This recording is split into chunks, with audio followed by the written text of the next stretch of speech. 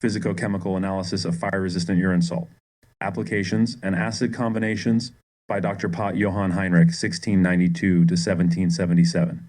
Dr. Henricus Khunrath, 1E5, 560-1E605, and Christopher Templesage. Original manuscript published. 1761. 3. Nunquam melius torpes invidos, quam virtute and gloria inferuendo. You will never better torment the envious than by excelling in virtue and glory. Seneca in his epistles. The Latin quote is from Seneca, a Roman Stoic philosopher. 4. Preface.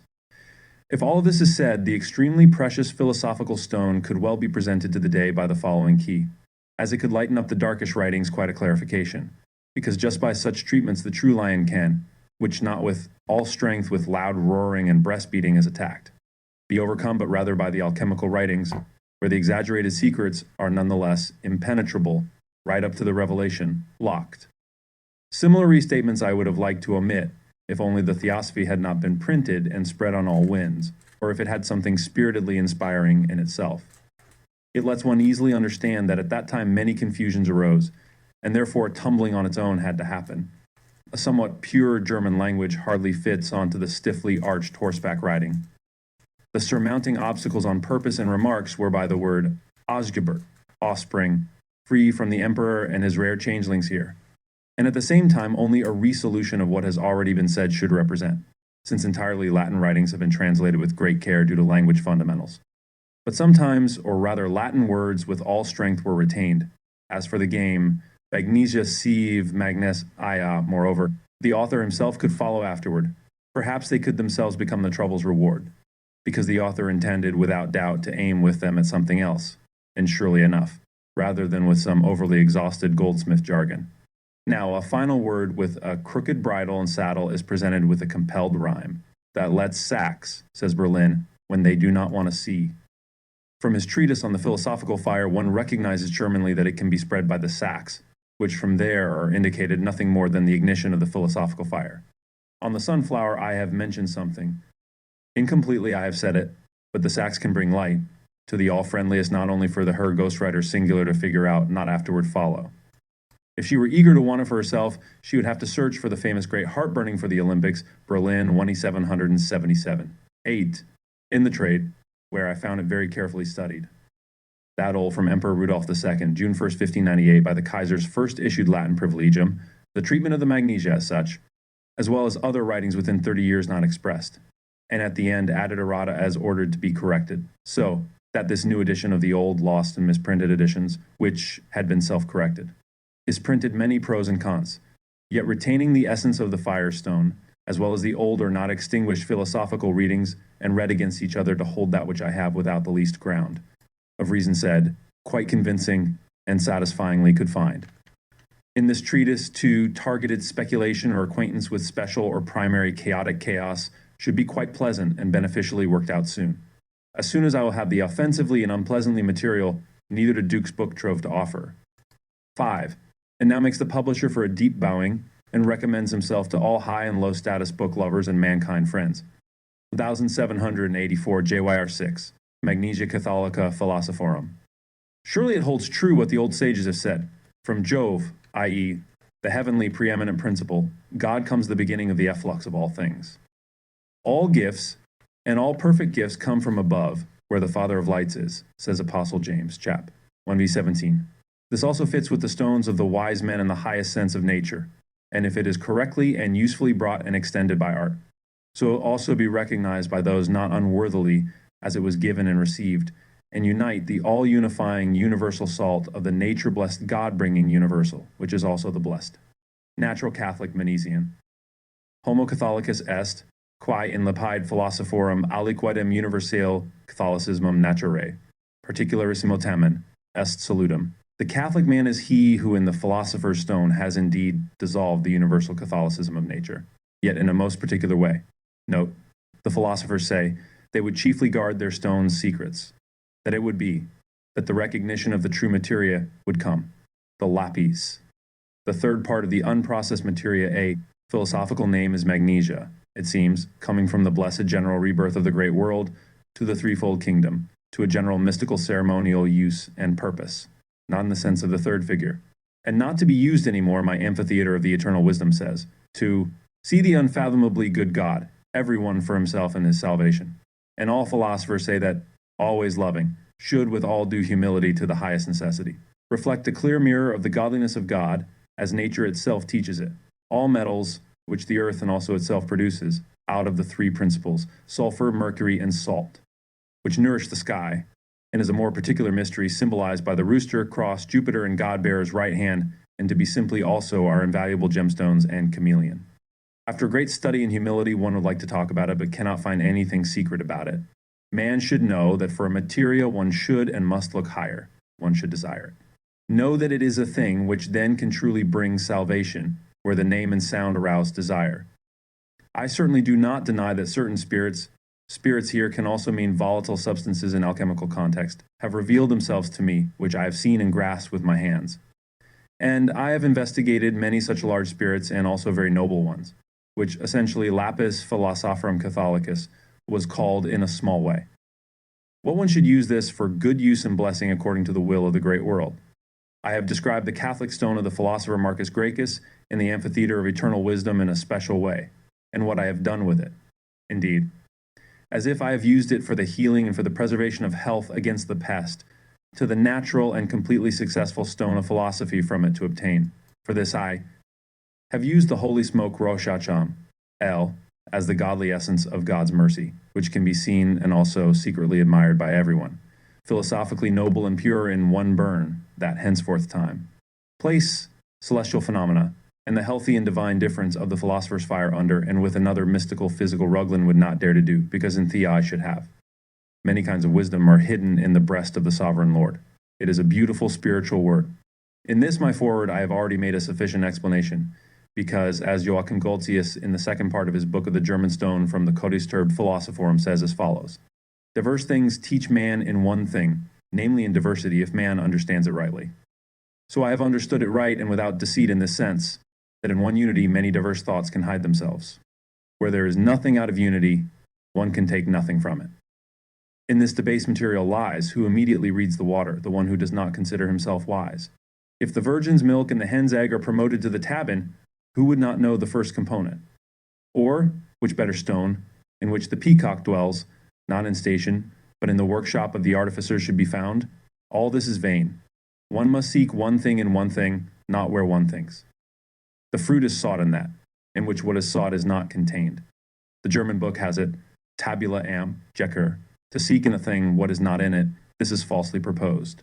Therefore it seems good that all students of the natural magical universal doctrine of metals say that for all things one and the same, it should be properly worked on, in which the heavenly Catholic dew must be thought of as being deposited in the stone of wisdom, which can also nourish man, because it is said that it can be food for no small error if one begins with a greater mistake, and ends with the same.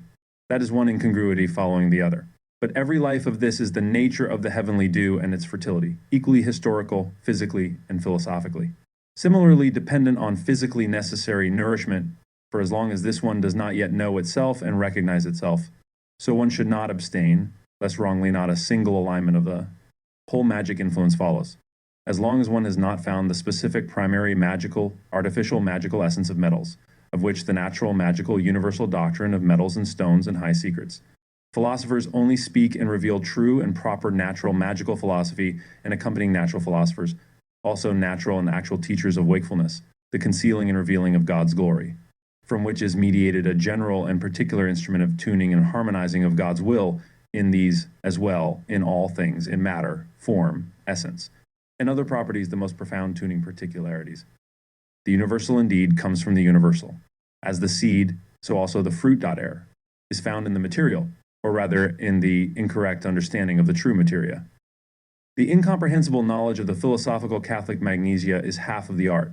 This art, which lies in God's name always open, those who can and always want to begin, upon whose persistence the heavens labor, which do not understand themselves, yet are firm and solidly grounded, and could also be expressed in other formulations, can never die out.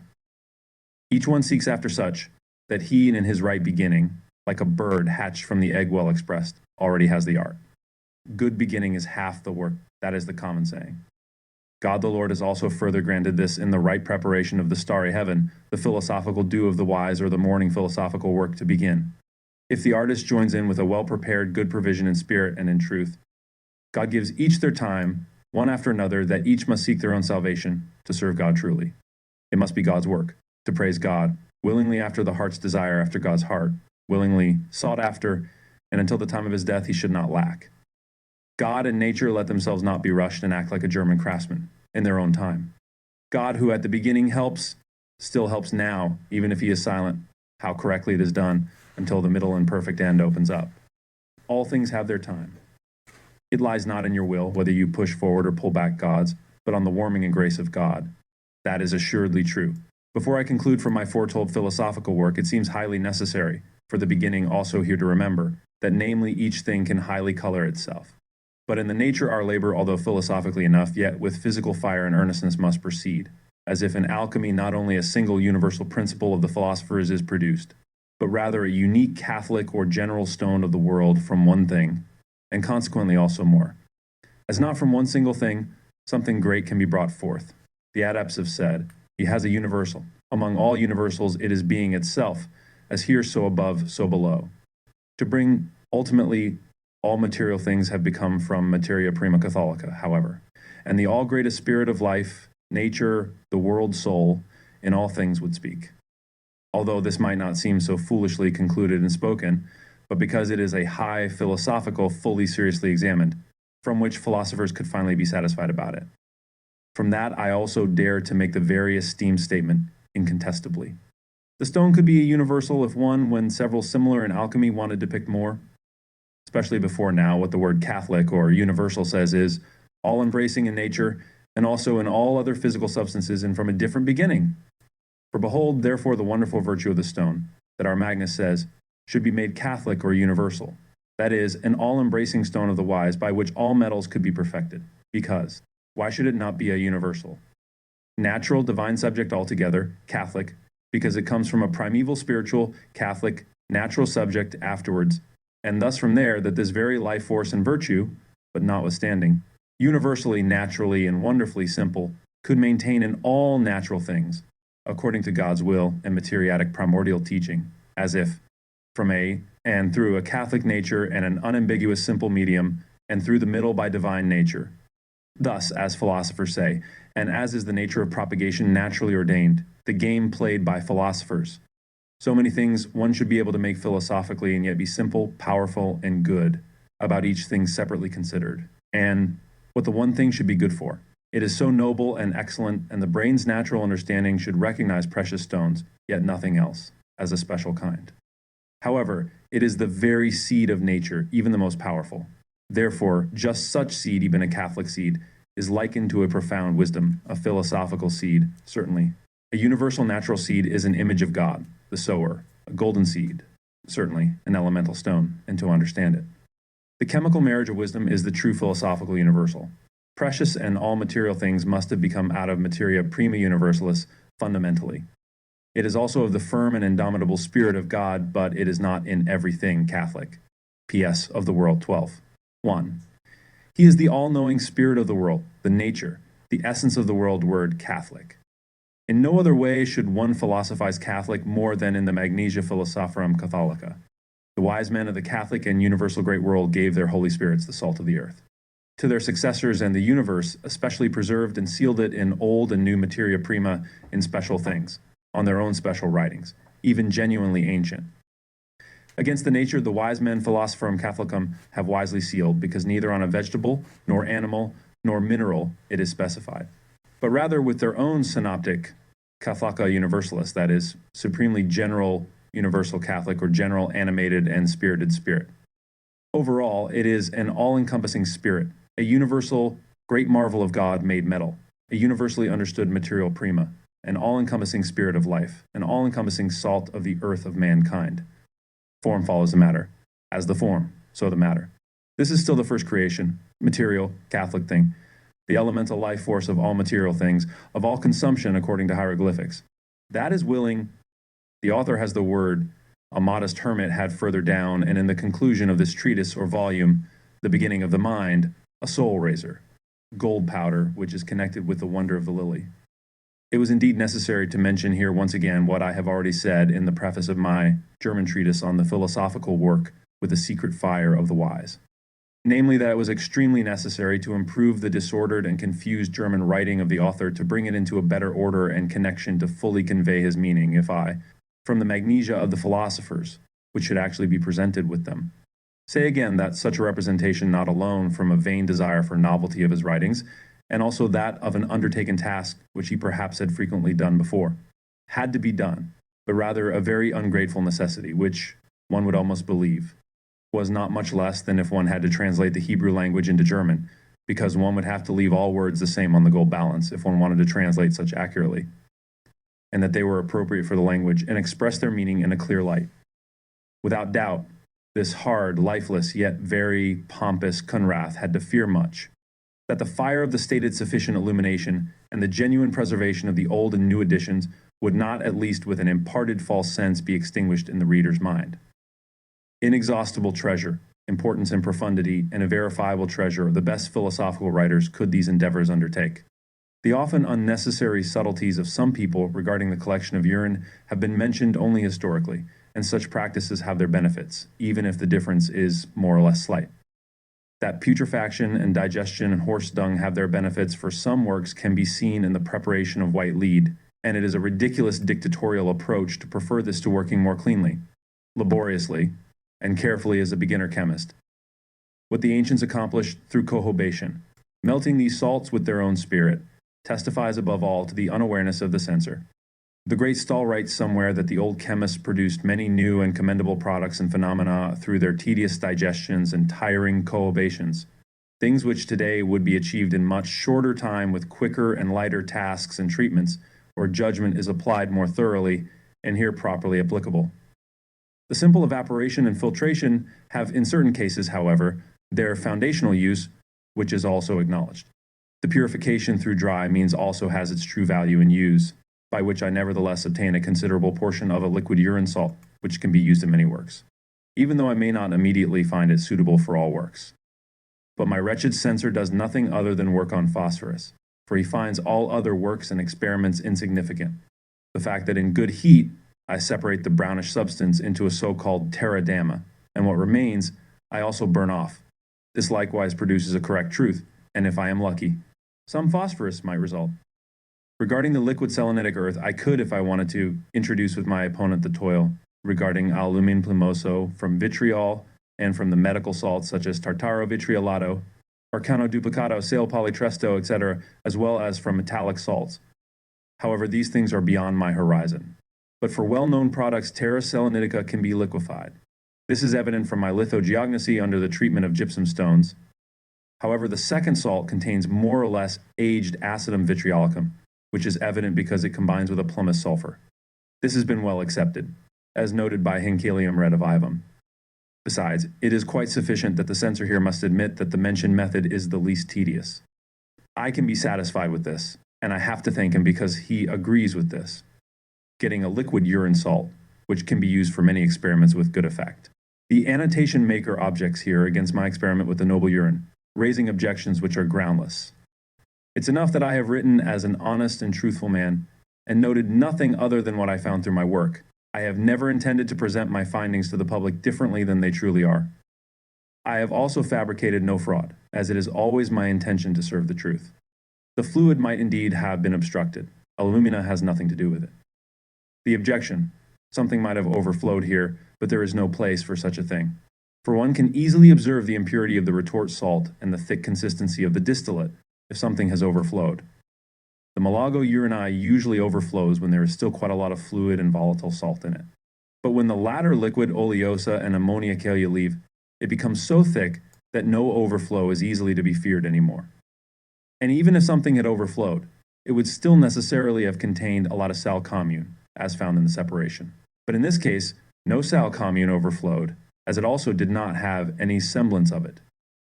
That such a mixed saline concrete has produced new compounds and products through the length of time is still not sufficiently clear.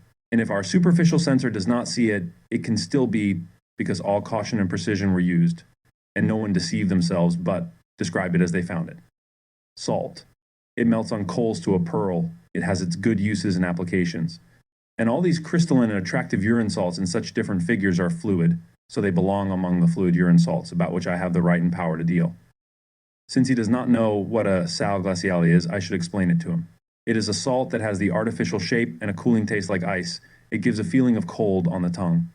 The term glacis means ice in German, so one often also says oleum vitrioli glaciale. The bellows are also a type of Blaserohr, because they are blown with the mouth. The similarity of the behavior of the salt to silver leaf when capillary is apparent to everyone, as they both run around continuously in the bright flame, and therein lies the similarity. Seventh, he blames me for my experiment on page 23 being incorrect because the spiritus etheris I inject and sprinkle with oleo vitrioli splashes and cracks. But this difference is due to the fact that it is poured together more or less all at once. Enough, I found it as such. He also credits himself somewhat for the fact that during the distillation of the crystals, the retorts have recently cracked on me, which is indeed encountered in the Crystallis secundae crystallizationis. Otherwise, I would never have had the right salt. He also does not know that the cracking of the retorts sometimes depends on the quantity of the subject, sometimes on stronger or weaker fire, and sometimes on inadequately cooled glass containers. Furthermore, he makes a pitiful fuss here, saying that I wrote, "The crystals have lost their urinous quality over time," and denies it shortly before the end. To briefly respond, I still have a whole portion of more than a pound of these long-standing crystals, and I am willing and able to give any impartial amateur a portion to distill. He will get nothing but phlegm, and as proof that it is the correct salt, the residue will always produce phosphorus with an inflammable oil. That the vaporizing of the spiritus seems so ridiculous to him is clear. I actually understood by vaporizing here that it loses its former penetrating smell and taste, just as vaporizing wine and vinegar lose theirs, and it is true that this happens over time. People may object to me for Mr. Margraf whatever they will. I have experienced and observed it myself, and I can rely on it. Therefore, I have communicated it to the public as a necessary and useful observation. Here my adversary may laugh as mockingly as he wants at my expression, as is and no different, but I still have enough of these crystals and can show them to any honest man at any time. The combination of this acid with the urinous component is too weak and superficial here, and not as strong as with the common salmiac. Therefore, the spiritus separates from it, as is well known, through simple heat. However, with salmiac, apart from the movement of the fire, an additional factor must come into play if the urinous component is to separate from it. He may oppose this as he wishes. Hopefully, I have more credit than he does, and my crystals can immediately convince anyone, as one has no reason to trust such obscure and misleading individuals, who should not even be allowed to claim they have and know the right salt. That must surely become clear, because I have done it as often as I wanted, creating phosphorus with it myself. I declare it to be a falsehood that the spiritus has lost its full force within 10 years, as he claims. Contradiction against me here. It would have been better if he had said that acidum reveals itself through saliu urinosa and alkalina fixa, which I have already stated. I have also stated that the spiritus of the crystals effervesces with acids, while the liquor from the burnt phosphorus effervesces violently with sal alkali. And on page 28, it states that the solution of the crystals mingles with the spiritus urinosa without fizzing and foaming, however. The solution of the molten horn salt effervesces with the spiritus urinosa without fizzing and foaming. He does assert, although slowly, that the melted horn salt effervesces with the spiritus urinosa, even though others, namely Margraf, claim otherwise. Here no reasonable person can dispute the contradiction, so it must exist solely in the censor's brain and have its existence there. I have also stated here that the salt, when treated with inflammable material, becomes entirely different, from which and no one here can find the slightest word. He imputes such wicked expressions to me that are not fitting at all. Even if furthermore, during the purification of the salt with intense fire, a small amount goes off in phosphoric flames, there remains in the residue a sufficiently large quantity of a fluid salt, which melts on the coal to a pearl and can still be used as a fluid salt of urine for many purposes.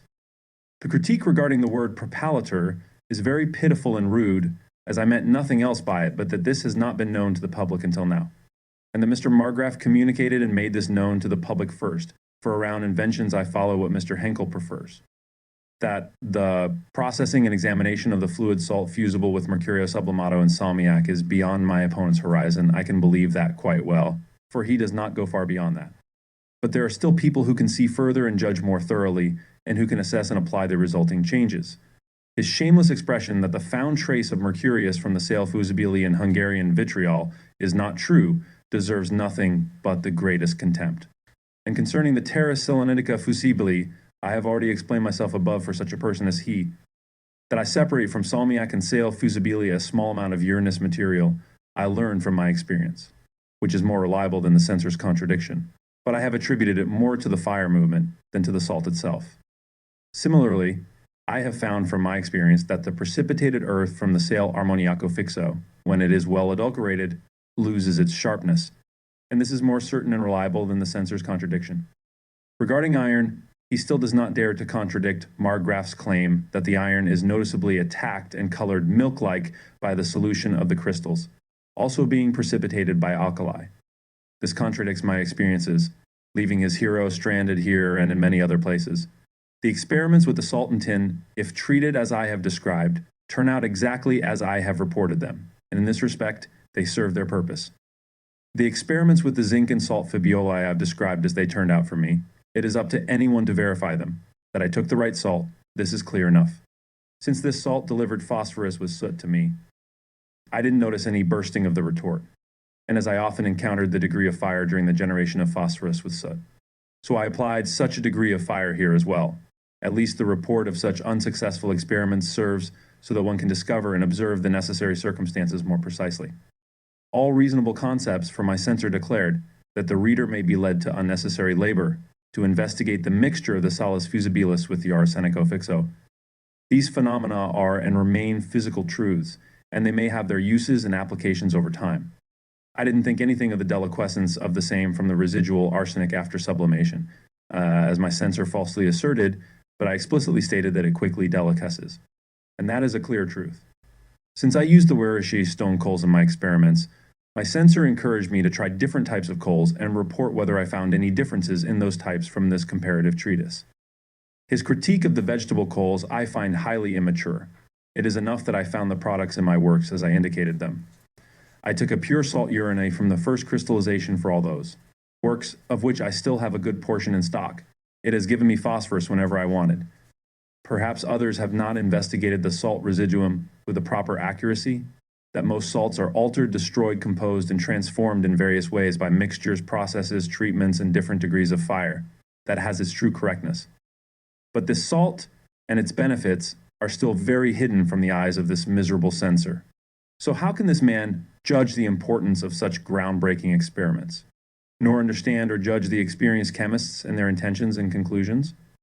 Towards the end, he brings up a judgment weak according to his poor insight about the Melagina Moris Majalis, while such works and their applications far exceed the understanding of my opponent.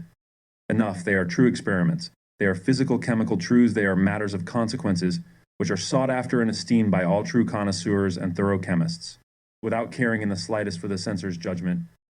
In conclusion, this man focuses all his bile and spirits against me as he concludes, that there is nothing new in my writing, that I did not have pure salt, and do not even know it, that everything good in it was taken from other authors without mentioning them. These are the most obvious untruths, and what kind of reply might follow from this may every reasonable and impartial person judge for themselves, for it immediately strikes everyone in the eye. I have cited the authors I dealt with. I have made the experiments with my own hands, those already made by others. I cannot present differently than how they turned out for me. Everyone may compare the experiments and reports of the authors with mine and see how far they match, and how the remaining opposing thesis against my own findings, observations, and revelations, which all the others did not mention, stand with no author. Thus, the overzealous censor judged this without ever having studied them, solely to malign me. If he had the slightest conviction of this, he would have cited the authors and their passages from where I supposedly took it, and that would have been his duty, which I will certainly demand of him, and I am firmly convinced that he will be disgraced, for it is not my way to adorn myself with borrowed plumes, much less to merely translate most authors, and to present them under my own name, as some have indeed done without evidence, solely to malign me. If he had the slightest conviction of this, he would have cited the authors and their passages from where I supposedly took it, and that would have been his duty, which I will certainly demand of him. And I am firmly convinced that he will be disgraced, for it is not my way to adorn myself with borrowed plumes, much less to merely translate most authors and to present them under my own name, as some have indeed done. Despite all my enemies, I can boast that I have received applause and the approval of the most learned and skillful men who possess far more thoroughness and knowledge than my opponents. For they have acknowledged my works and news as an obligation and have greatly benefited from them. I can produce their handwritten letters. Thus I can, with confidence, leave the final judgment of these controversies to the entire reasonable and impartial chemical public, especially to those experienced in this profession, who will decide on science, probity, and conduct between myself and my adversaries. I am satisfied that, according to my abilities, I have promoted and zealously contributed to the increase of sciences and the understanding of nature. And I have executed so many difficult tasks with truth and integrity. I have served my work to the public and the audience of my king, who have accepted it graciously, and with divine help I will continue my earnest efforts, which aim to counteract the confusions of my enemies, show even more important attempts and results. If others wish to console themselves in their mutual complaints against me, they will have found a difficult opponent. And the righteous punishment that my injured innocence and blameless behavior could easily have against their unjust persecutions and godless slanders. Adpag 40. I described the experiments with zinc and salt fusible as they turned out for me, and others are free to verify that I took the right salt. It is clear enough since this salt delivered phosphorus with soot to me whenever I wanted. I observed the proper degree of heat, detailed chemical treatise of fusible salt of the microcosm. It may at first glance, especially to the superficial chemists, appear as if I wanted to write an Iliad after Homer, because I am undertaking a treatise about something with which several renowned chemists have already dealt, and have made their experiences publicly known about it. While it is permitted after the harvest to glean, and even if none of them have executed this salt in a worthy manner, but have left it to me and others, I also have so much more right to it, because I have known this concretion for over 40 years, before any single distinct publication about it has been made. And from that time on, in many cases, I have conducted experiments with it and have dealt with them in my collegiums, therefore. I promise to offer a well-deserved and useful insight into this work for all impartial experts. Naming. I have no reason to go into detail about the naming, since it is very consistent if one wants to describe it connected with its volatile essence. They call it sal aryl urinae, or sal essential urinae damp C. But if one wants to separate the volatile from it, they call it sal fusible urinae, sal fusible microcosmicum, sal perlatum urinae. Also often improperly with Dr. Biederman of the Universal Medicine, P118, sal curus fixum fusil ANC. The reasons for all these names are easy to see. History of the discovery. But concerning the further perfection of chemistry, when one wants to produce a particular history of each product, as far as one can go, one comes to the point of examining each case closely and recognizing what it is, and giving each discovery its rightful praise. Such an accurate account should be expected from such chemists, because one can even go so far as to discover much of what one wants. It appears evident in this subject, to those who attribute it to the famous Boerhaave as its inventor and name it after him, that, if one wants to overlook that, one can find some dark traces in Lullius, Paracelsus, and especially with Hollando, which one might want to attribute to Helmontius. So I have seen extensive manuscripts from the old Turner, who had been dead for about 200 years, in which the preparation of this salt, and some with it related operations were quite explicitly described, and already 40 years ago. Another manuscript came into my hands. At that time I was about 50 years old, and from another Swiss compatriot, which also included the entire discovery. Furthermore, I have found authors who accidentally came across this salt, without getting to know it more closely, and its examination was discussed by both Becker and Kunkel. The latter writes about it. Out of the fallen urine, a saltpeter arises. There's no doubt about this, since it attaches to the part gradually, and held it to be saltpeter, without examining it more closely, and this must have happened to Dr. BHME as well. When he writes in his dissertation, Chimicophis 9, in urine, one finds a sal nitrosum or something similar to sal ammoniac. Even more clearly, Lamort expresses himself in his chemistry, where he writes, Urina inspisata ad melis consistentium cum ceratio tecta per tempus abit in omnis generis crystallos prastantes interdum usu instar salis ammoniaci sed. Penetrantissimi quo lentus concrescunt in majore copia aquae eo majores crystalli. And in the year 1699, in the dissertation of Dr. Schonwitz, held under Mr. Hoffman, P18, it says, Ex urina recenter evaporata and inspisata peritur per crystallizationem sal mediae naturae quad ini commixtum exhalat spiritum urinum remine autum sal neutro onologum quad in igne vehementissimo mane fixissimum and pellucidum. These are sufficient proofs that it was known long before Boerhaave, even if one were to conclude that it was communicated to him by others, because he himself writes.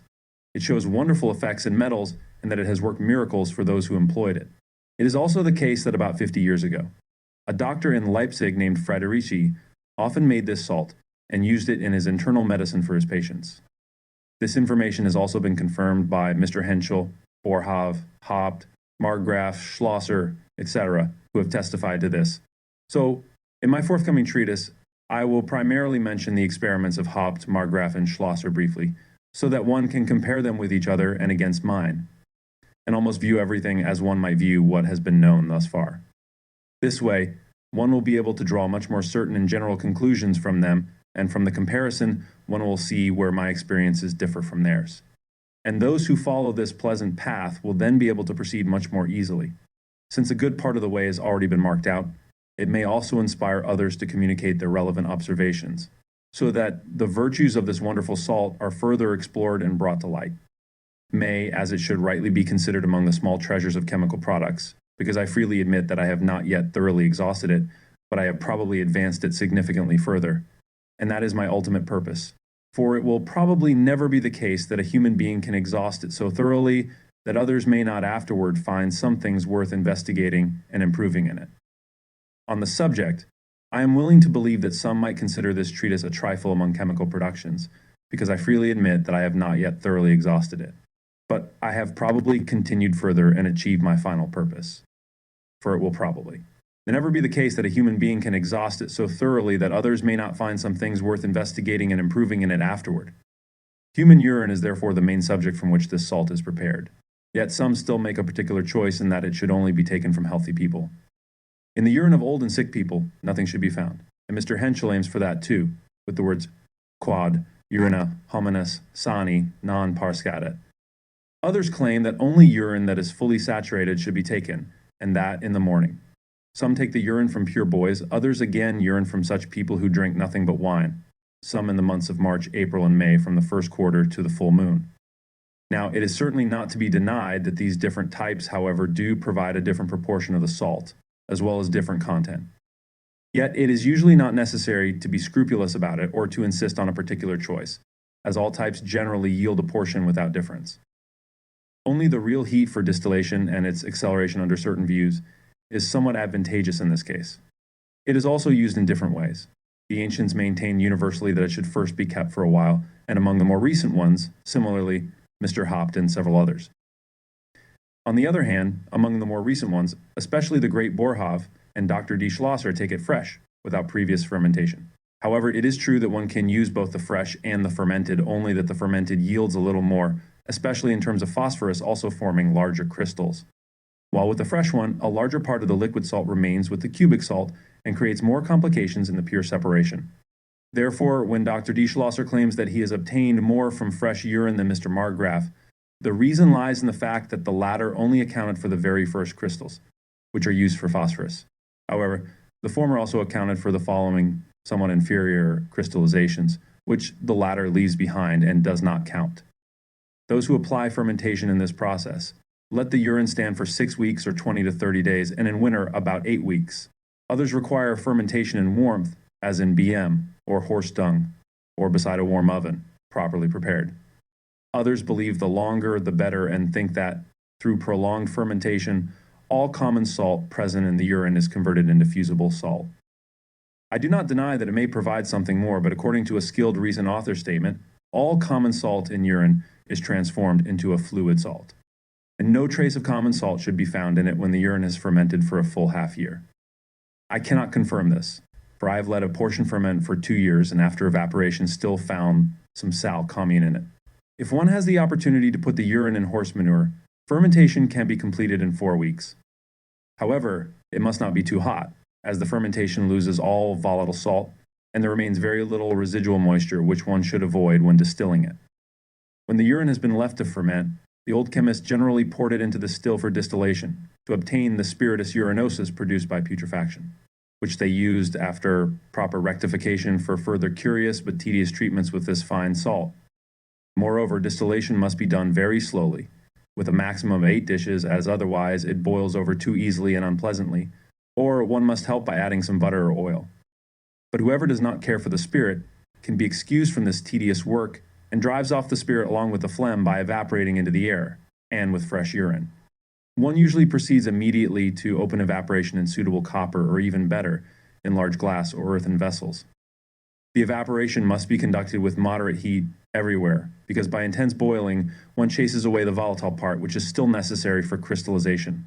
And the salt will not form as desired, but much will remain in the residue, and the crystals will be smaller and less pure, and more mixed with common salt. Filtration. If you want the salt to be quite pure from the start, you can let the urine, after a good part has evaporated, run very hot through blotting paper or through linen or cloth. In this process, some brown, slimy, fatty earth separates in the filter. However, most of this somewhat heavy, fatty earth does not precipitate during the ongoing boiling, but only during the cooling process. Sign of the termination. Regarding the point when it must be taken from evaporation, particular attention should be paid. A fatty film often forms on top beforehand, which is not a reliable sign, as it appears much earlier.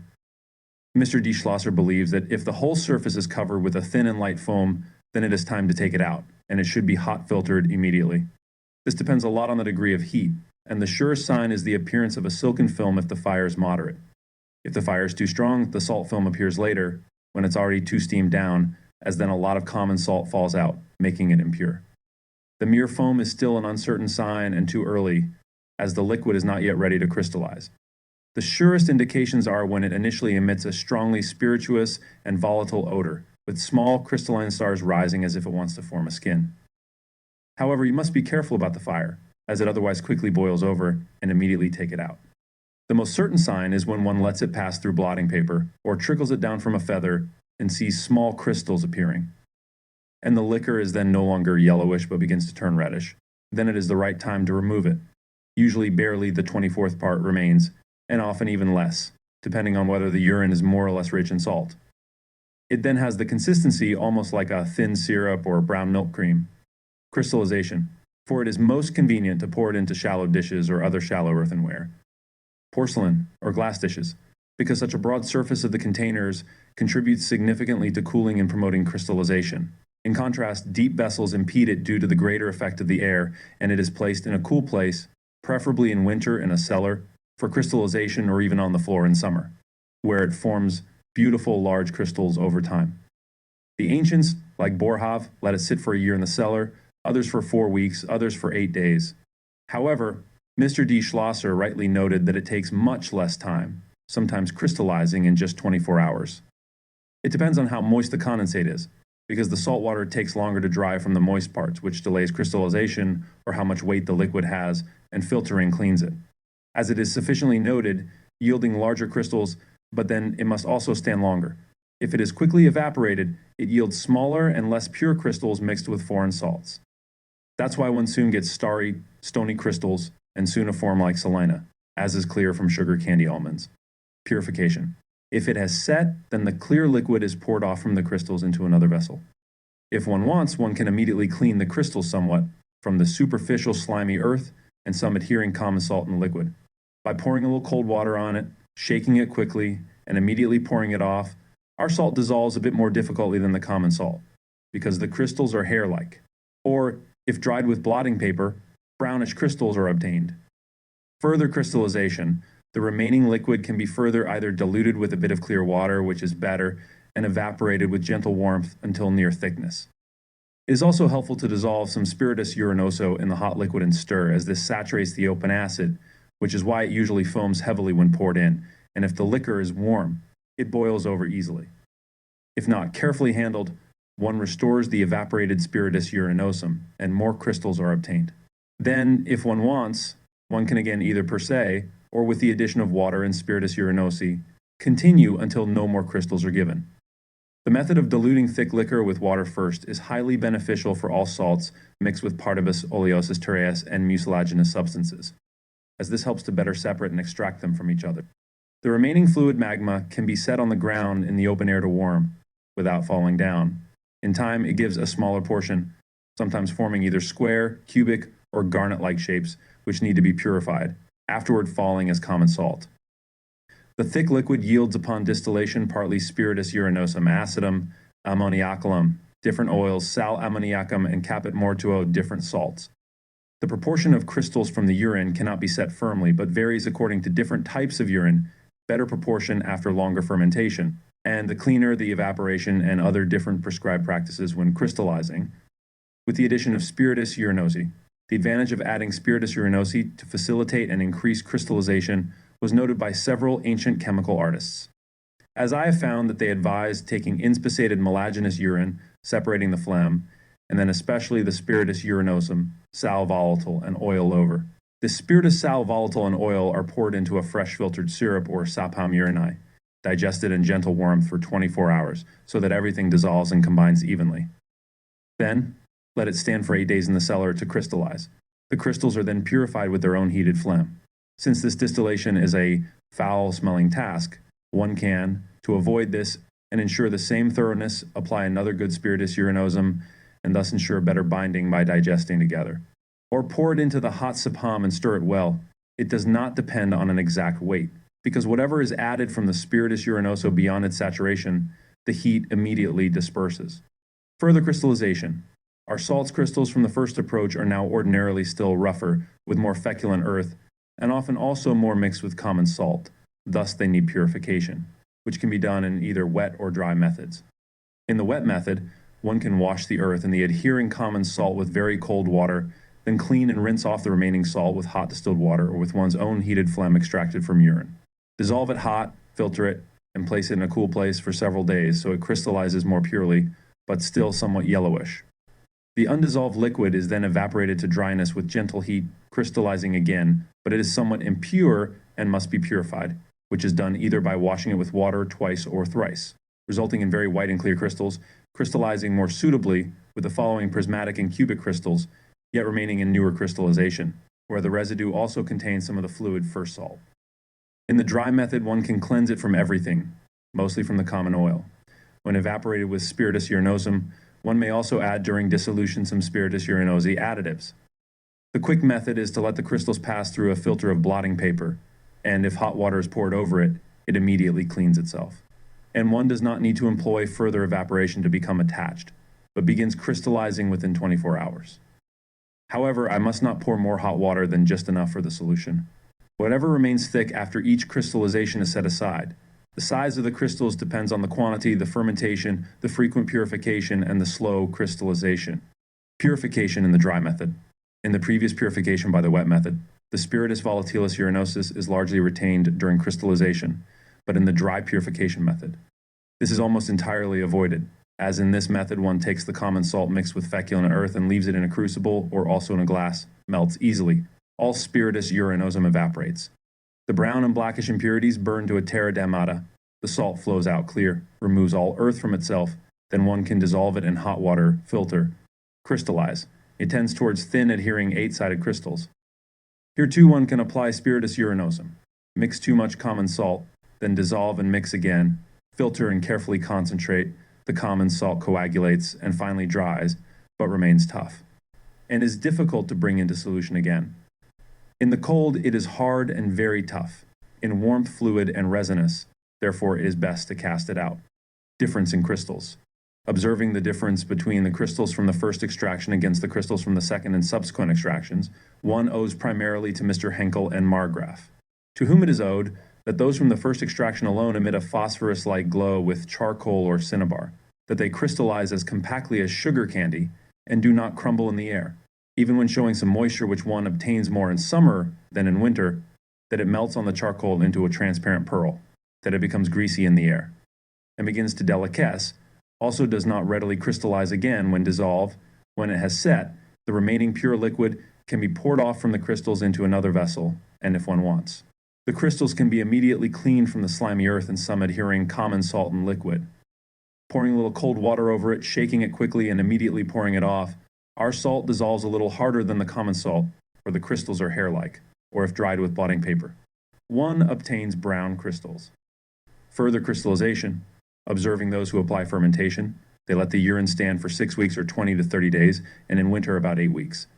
Others require fermentation in warmth, like in BM, or horse dung, or beside a warm oven, and some believe the longer the better, and think prolonged fermentation turns all common salt, in the urine into fusible salt. I do not deny that it may yield a bit more, but according to a skilled recent author statement, all common salt in urine is transformed into a fluid salt, and no trace of common salt should be found in it when the urine is fermented for a full half year.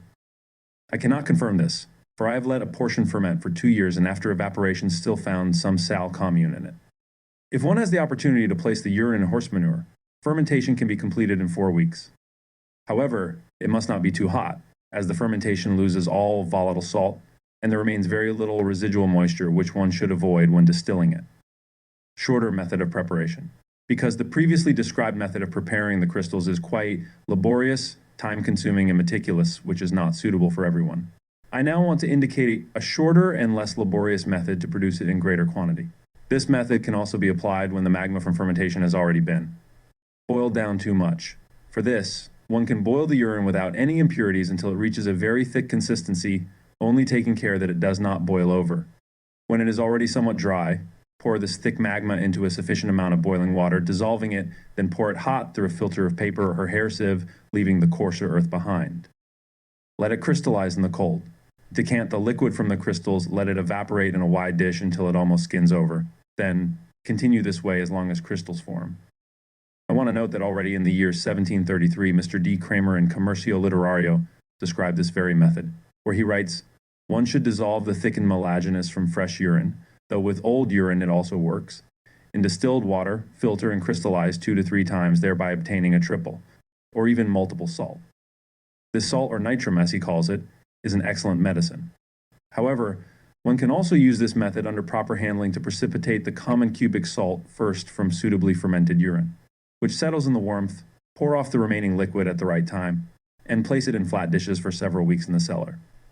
The large fluid crystals then shoot up, and the residue can be evaporated gently for further separations. Shorter method by freezing. If one seeks a shorter method to avoid the fire, as thick phlegm is necessary for evaporation, one can freeze fresh urine or that fermented in summer during a harsh winter, so that the ice is scooped off and discarded several times. In this way, the thickest salt component is concentrated in the unfrozen liquid, which can then be fully concentrated to the proper consistency and crystallization with little heat in a short time. There is much of the slowest crystallizing salt known as nitrum, which easily turns to white powder in the air. Afterward, one can further purify it. In open air, one can also obtain our salt entirely without fire, although over a much longer period of time. If one collects very salty urine, preferably in the morning, and places it in very shallow dishes for 40 days, allowing the phlegm to evaporate, and then filters it and then leaves it for another 40 days, and filters again, repeating this process for another 40 days. The thickest fatty substance will separate out first, then the essential salt, followed by common salt, and when it has settled, a pearl-colored selenitic earth precipitates. This is the selenitic and crystalline earth that even the judicious Mr. D. Henkel remarked upon from urine in a different method in his Periologia, p. 354. That from urine per se in 3 to 4 years, a clear stone crystalline substance, which Becher calls terra prima, separates out, as white tasteless crystals through the incredibly lengthy evaporation, especially in open air. I find similar behavior in sal essentiale urinae when this is vitrified. It has been melted with silver but did not attack it. Mons Hello, in the Memoirs of the Academy in Paris, 1737, also noted that such earth sinks lower with tedious fermentation, as he left the urine for only 1 month, then drained the upper half with a siphon. In this, one finds primarily saline pyramids, while the last salt which deliquesces in the air. The lower half was filtered and evaporated, giving prismatic crystals.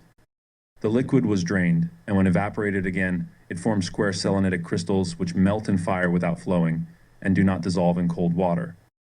That a long fermentation promotes and increases such generative and combinatory power, I have seen from the following experiences. I had separated the first crystals from the melogen urine, the remaining fluid stayed in a glass for several years. Finally, I took it to work and distilled it per retortum. Drove everything over and obtained an ammoniacal, Holy Spirit, and I washed the caput mortuum clean, and the earth that remained in the filter. I placed half moist in a glass on gentle heat to dry, then it ignited by itself as a pyrophorus, with a strong sulfuric strong smell, like blood lye, which after burning out leaves a constant earth. I washed it out, so I got a worthy sal fusibile, for from such unpurified earth one only gets a common salt, as Dr. D. Schlosser noted. The whole distillate, however, stayed mixed for several years without any further separation. Finally, I took it again to work, rectified it, and, to my astonishment, it fell out again as a pretty copious caput mortuum, which I washed out and evaporated into several. They tested a very remarkable part of the fixed salt. This experiment is very important because it shows that the salt, which had previously turned into steam and smoke, and sublimed into fluoresced, over time and through internal agitation separated from its previous connection, and now in a different connection has recombined and become fixed in fluid. Just as from spiritus urinosus and others like it through long digestion, one can eventually separate a fixed earth again, which shows the effect of a concentrated inflammable matter, as can also be seen when such previous phlogiston and zinc produces a large amount of fixed earth, and is sublimated into fluores. Furthermore, one can also separate our fixed salt from the caput mortuum of the urine. Whether the caput mortuum has remained from the distillation of the phosphorus urine, or one has infused the urine into an open magma. In doing so, the simplest method is this. One pulverizes such a caput mortuum very finely, dissolves it with hot or boiling water, filters and evaporates it gently.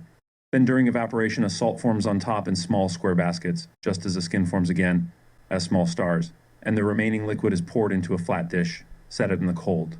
So it forms eventually like saltpeter, a finely powdered feathery white, but there is usually still some common salt present, so one has to dissolve it 3 to 4 times in distilled water, evaporate 2/3, then filter hot, dry between filter paper, and store for crystallization.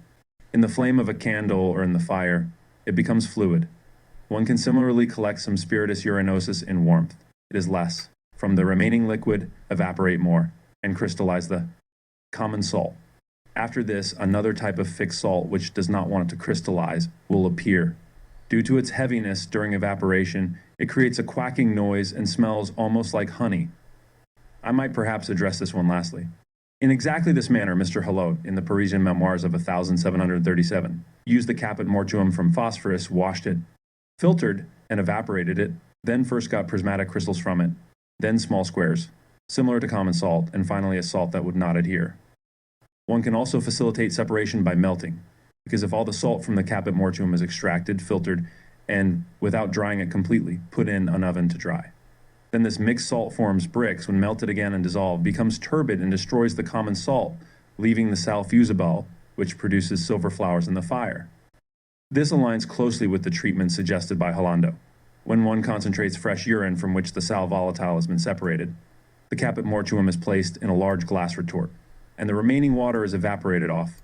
Then this carefully sweetened caput mortuum is extracted with distilled rainwater. The salt is then purified by dissolution and coagulation, appearing as thin leaves and disintegrating in mild warmth. During the first coagulation and calcination, some sulfur is found in the retort. If this salt is dissolved in rectified spirit of wine, the solution does not fluoresce as strongly as Hollandus expects. Rectified urine contributes to the production and separation of fixed salts when one washes and evaporates a carefully treated caput mortuum with rectified oleum or ammoniacal liquor in a retort.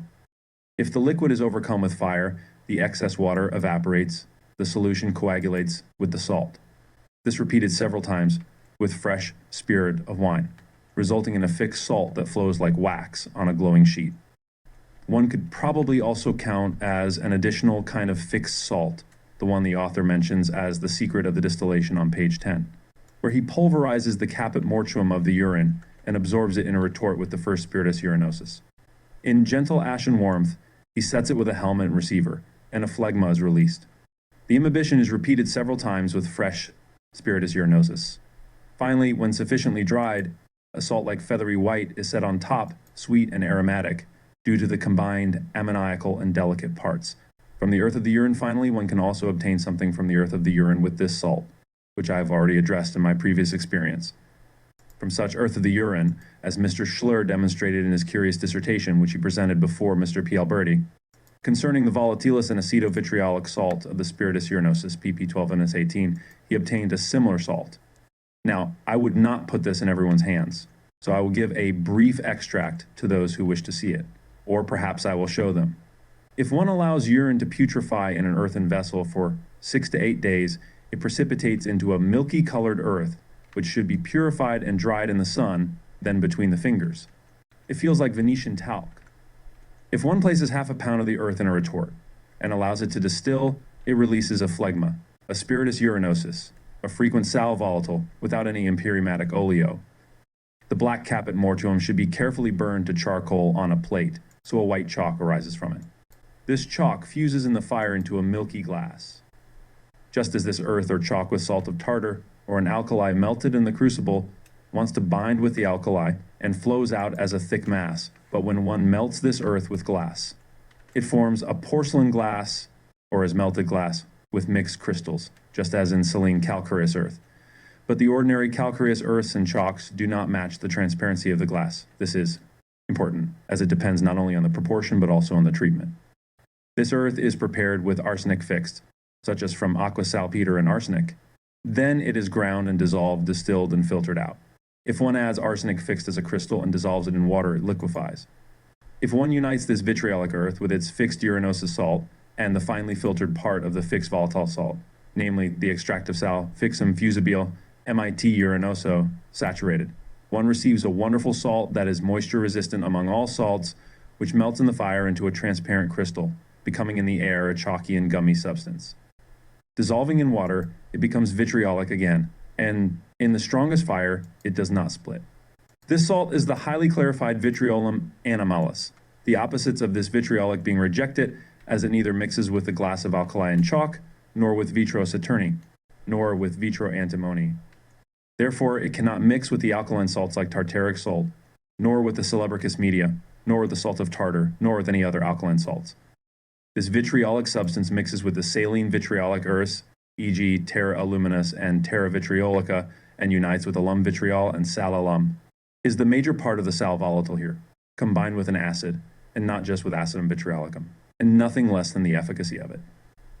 This opportunity I also mention in the Ephemerides Naturae Curiosorum de Cur, Chew, Ann, 7, where it is stated, when one separates the caput mortuum urine after distillation and dries the black earth, then boils it in oleum vitrioli saturated, a white fixed earth remains, which when melted becomes vitreous. I filled a pot with it, placed the earth in a retort, added strong oleum vitrioli to it, and it filled with a white vapor. I added some water, distilled everything through, kept it away from the flames, added a strong tartaric spirit, and the dissolved caput mortuum became black, did not flow from a shelf with a pipe. And I was pleased with the effect of the good retort. It remained black. When I extracted the caput mortuum with water and filtered it, it turned into a faint solution, which did not effervesce with alkali but precipitated a white earth. This solution was bitter, tasted like a medium salt, and became terrasalts communis in sal mirabile, and the salt set into a milky white glass body. Then this caput mortuum was calcined and became black, and then further calcined, and then became like that, which an acid and basic salt combines to create a gypsiferous earth. One can also take the simply calcined caput mortuum of urine, place it in a retort, and calcine it into black and separate it from the liquid and into the vessel, showing that it contains an acidium rather than calcareum, although it was neither earthy nor fibrous but much soluble in water than aqua fortis. It can be distinguished from the earth that is calcified from terra urinae in the following manner. 1. If one allows urine to putrefy, a yellow fatty earth settles with time, but in 3 to 8 days it settles down. It is poorly clarified and effervesces a little with aqua fortis. If one calcines it, it becomes white and does not effervesce further, indicating that the fixed parts have been eliminated. The earth remains in 2 washes, effervescing very little with aqua fortis. 2. If one boils urine to a thickness, then filters it, and mixes it with clarified water, a milky fatty earth remains in the filter. This effervesces slightly with aqua fortis. When calcined, it remains black at the bottom and on the surface and becomes effervescent. 3. If one evaporates the caput mortuum of boiled urine, extracts it with water, then boils it into an alkali, and puts it in a retort with oleum vitriolic. The final solution, containing only a tiny portion of fixed salts, is boiled down to a mass and calcined, resulting in a terra gypsa. I write now to demonstrate the differing properties of our salt and note that it is a medium ammoniacal salt, consisting of urine and sal acid. It has a tough crystalline earth that changes its color when dissolved. It is not particularly fatty, as noted in Henkelio Redivivo P164, where it is stated that this salt is nitrate-shaped, just like the salt obtained from caput mortuum, both containing acid vitriolic, as they form sulfur with carbon, or a gypsum-like earth combined with acid vitriolic. Acidum vitriolicum is more apparent and less changed, but less complete than in the first. Its figure is manifold after the transformation of heat and evaporation into different crystallizations, as it takes on the appearance of most salts such as saltpeter, vitriol, sal ammoniac, alum, sal mirabile, etc. At best, it gives shiny octahedral and prismatic crystals. Its color is initially dark, then yellowish, and with thorough purification, entirely white. It has a somewhat peculiar and unknown odor, though not like urinosis, when urine is putrefied for a certain time, while its taste is neither sour nor alkaline, but somewhat salty and burning on the tongue, similar to sal glacial. It melts easily like borax, but with a sense of coldness on the tongue. In the air, it remains completely dry. The first easily crumbles, but the second crystallization, while in the air, it feels sticky in warm sunny weather and quickly absorbs moisture, like sal mirabo, and over time becomes somewhat sticky. It dissolves in 2 to 3 times its weight in water, much like oleum vitriolacum, crystallizing very beautifully. Behavior in the fire. In the fire, exactly half is volatile and half is fixed, and specifically from the utmost heat. Thrown on coals, it doesn't crackle like common salt and vitriolated tartar. It doesn't sublime dry, even though it is ammoniacal.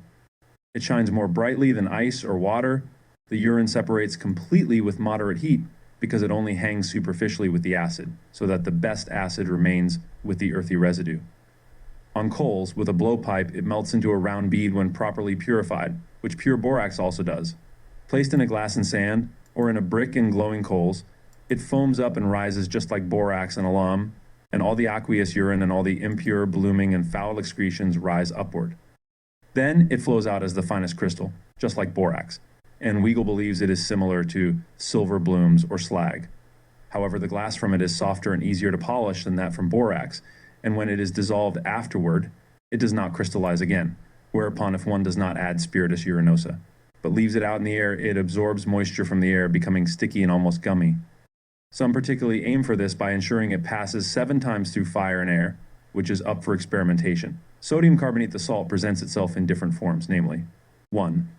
In crystalline form like sugar, nitrate, or saltpeter, white when placed on the tongue, and like nitrate or salt mirabilis, soluble in air and water, and calcined into powder. 2. In the form of a finely divided earth or ashes.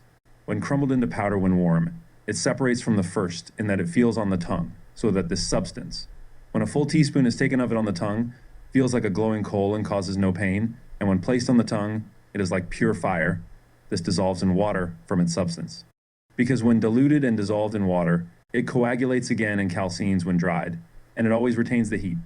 The taste seems almost alkaline, because it does not lose the characteristic sour taste, although it is partly contained therein, and is corrosive and boils with an acid, if one mixes vitriol oil, which is also with other salts that cause erosion. It evaporates, and the syrup is valueless, because the acid and a slight earthy salt precipitate, saturate, and evaporate.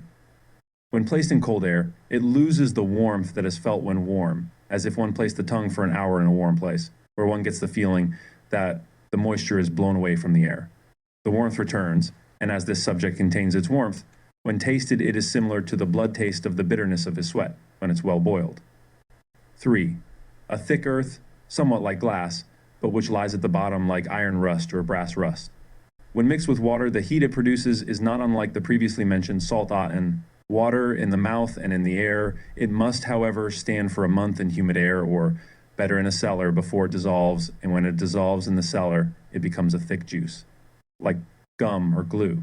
But when melted, it returns to its previous crystalline stone form. In dry air, it consistently remains warm and dry. Behavior in sealed fire and spiritus, since a sealed fire does not show us its products distinctly and allows them to be examined. I now proceed to their treatment. For example, if one places the crystals in a sealed vial for a slow digestion, they transform into a liquid, similar to a sweet salt water, however. If one dissolves them separately and mixes them with water and some acid for several months, the urinous spirit separates from the acid, turning into a spirit similar to a type of brandy. When combined with an acid, this urinous spirit can be distilled through a sealed glass, or even by simple digestion it separates again, turning into a pale vapor. However, if one shakes the crystals in a glass retort, sprinkles them in the sand, heats their preparation, and sets fire to it, it foams up, and the entire salt soon turns into a stream, flows out as water, and boils with strong bubbles. At the same time, a strong volatile spiritus urinosa flows over, which, on average, comprises half of the initial mixture. Finally, a few grains of a saline substance rise, leaving a thick grayish fatty salt mass behind, which, if the crystals are not completely dissolved in 2 to 3 parts of water, can be filtered, evaporated, and crystallized to separate impurities and the common salt. The spiritus here is extremely strong urinous fluid, as if it were prepared from sal ammoniac and niter, and does not coagulate with the spiritus vini rectificatio, but remains fluid like it. When distilled, it smells heavy, and if the preparation is strong, it is heavy in weight, resembling an aceto destillato. It emits a strong vapor, and some people claim that it coagulates with the salt spiritus, which combines without bubbles, but rather becomes an acid. When poured together in large quantities, the glass becomes noticeably warm, since the ordinary urinosa tends to cause a chill and emits a white vapor, while the acid saturates its acid into ammonia. When distilled, a good part comes over as a liquid ammoniacal spirit, and finally some dry salmiac rises, as in the case of mixing spiritus salus ammoniaceae with quicklime, where a part comes over liquid, but later a part sublimes as salmiac, and not all goes into sal ammoniac fluid, as previously indicated. The spiritus ammoniacala smells if poured on alkali and rubbed, revealing a light odor. This menstruum is convenient for extractions and purifications, even for medicinal use, but the digestive system is not particularly friendly to these spiritus, which many have warned against.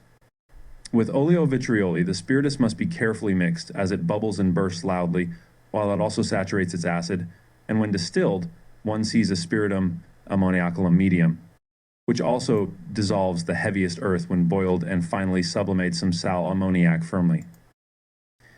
On this occasion of our spiritus, I must share a remarkable observation. I took some crystals that had been moderately covered with an earthy surface for a while, placed them in a glass, distilled them through the retort, and it went off like ordinary saltpeter, flowing out as water, boiling with strong bubbles. About half of the liquid's content passed over, but it was not at all urinous or moist, but rather pure phlegm, which did not affect the syrupum violarum at all. The residue solidified in the cold of the retort, as often seen when the retort is filled. So over time, the principium activum, the penetrating agent, mostly evaporates, partly decaying, partly from the air, and yet all this amounts to almost nothing in weight, since I collected as much liquid as ever. This, however, happens to the spiritus as well when it stands for a very long time. This observation warrants further thought. Thus, such spiritus must not be kept for too long but used freshly, or they will dissipate. Here too, one sees the difference between our crystals and common salmiac, because the latter, no matter how long it lies in the open air, does not lose its urinous taste. In the salt remaining after the distillation of the crystals, there is the acidum, but connected with the soft earth, so that it nearly resembles a medium terrorefter. The acidum then returns after being melted in fierce fire into the salt, so that the slimy earth mixes with the glass for a long time. Or even with the fiercest fire, one cannot generate even a trace of an acid from it, as exactly they are joined. Perhaps, however, the acidum is combined with other alkaline and humid salts. And especially in the same solutions and precipitations, when the phosphorus propylium of this salt is precipitated with coal, ash, or with the help of the margus fission precipitation, for the acidum obviously drives away the phosphorus for the water in which the phosphorus is long settled. And if the phosphorus is ground with alkaline salt, the inflammable is so volatile that for such an acidum with some earth and made, just as one sees a little phlogiston and zinc, the head of the mortuum from, phosphorus does not exhibit, yet one receives in return a fusible salt, however in long crystals, that dissolve when warm into powder, but upon cooling fresh yield phosphorus, or sulfur. Upon such coal or ashes is precipitated to dissolve metals in earth, whereby it is sticky when humid and drives the spiritus from the acid without pain. The fluid earth which is present in this salt separates to some extent during the coagulations and purifications of the salt. This remains ordinary, particularly during the initial stronger coagulation. Afterward, a solution leaves behind an earth, just as when one dissolves in nitriol, filters, and then carefully incoagulates, much earth remains in the filter during the subsequent solution. This earth appears to be a fluid selencitic type because it rests on coals like pearls, although even heavier than salt. It is difficult to be effervescent with aqua, yet it dissolves through brewing mainly in the aquaphor. The fluidity of this earth, or a lightly attached saline part, is evident when this earth is boiled with hot water, and if dried, it separates from the attached salt accordingly. This earth separates as one would see with the potash solution without flowing away, yet becoming slightly alkaline. Through mere pouring out, this earth does not change, but separates little in effervescent salts. However, if placed in water, it fizzes, catching fire before the flame of light.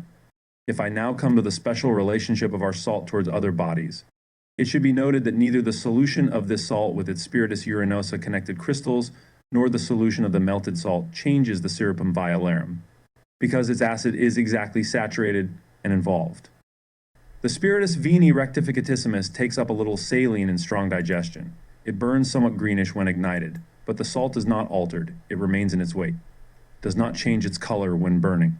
But if one pours the spiritus vini rectificatissimus into a saturated solution of the crystals, it turns turbid, and the crystals precipitate immediately, as is destroyed by the spiritus vini in most salts. Interaction with spiritus terebinthine, the spiritus terebinthine does not attack it either, but the salt dissolves in water and mixed with expressed oil. Coagulates somewhat in the cold into a white magma or half-soapy body, thicker or more fluid, depending on how much or little of the solution is added to it. However, the liquor salus ammoniaci fixi with ether behaves quite differently and does not go into coagulation. Salia alkalina fixa, its relationships towards salts and spiritus are primarily to be noted as it acts against the salia alkalina fixa. A dry powdered molten sal fixable, when poured over with a concentrated solution, shows not the slightest turbidity. Whether one mixes the solution with the solution of the crystals or with the solution of our salt, they mix very still with each other, without the slightest effervescence or cloudiness or precipitation, although someone claimed to have obtained a fluid earth. It is very probable that this was the sal fixabile which dissolved in hotter water, or that this earth was not separated through the precipitation of the alkali, but perhaps through coagulation. Indeed, if our sal fixum is truly melted and then made into a concentrated solution with water, it also effervesces slightly and with a dry pure salt alkali, not markedly. The inner and outer crystals also show no differentiation, and it turns into a medico component. Properly combined with saturated salt, it looks clearer over the carbon than the carbon was clear, although it goes somewhat into the carbon, and after dissolution, it turns cloudy. It remains light or pale, as taken from the two, and melts in clay. If our fixed salts are together, dissolved in distillation, nothing special remains, the residue dissolves, is also lost, and the earth separating out is not the effect of precipitation but of coagulation. If you mix it into an alkali, a different body forms, more fluid, and if it is mixed with the solution of our salt, it will drop. However, it completely mixes without bubbles, and the solution with the antimony, colophony with alkali, liquor silicum, and the like, and the filtered solution coagulates again into such cloudy middle salts. If one pours the solution of the crystals onto a dry sal alkali and stirs it, it does not produce a dry sal volatile like salmiac does, but rather a weak spiritus that does not separate into streaks like other spiritus urinosa and does not effervesce with ordinary acids, if I assume correctly, the vitriolic. Instead, it causes smoke with nitric acid and salus.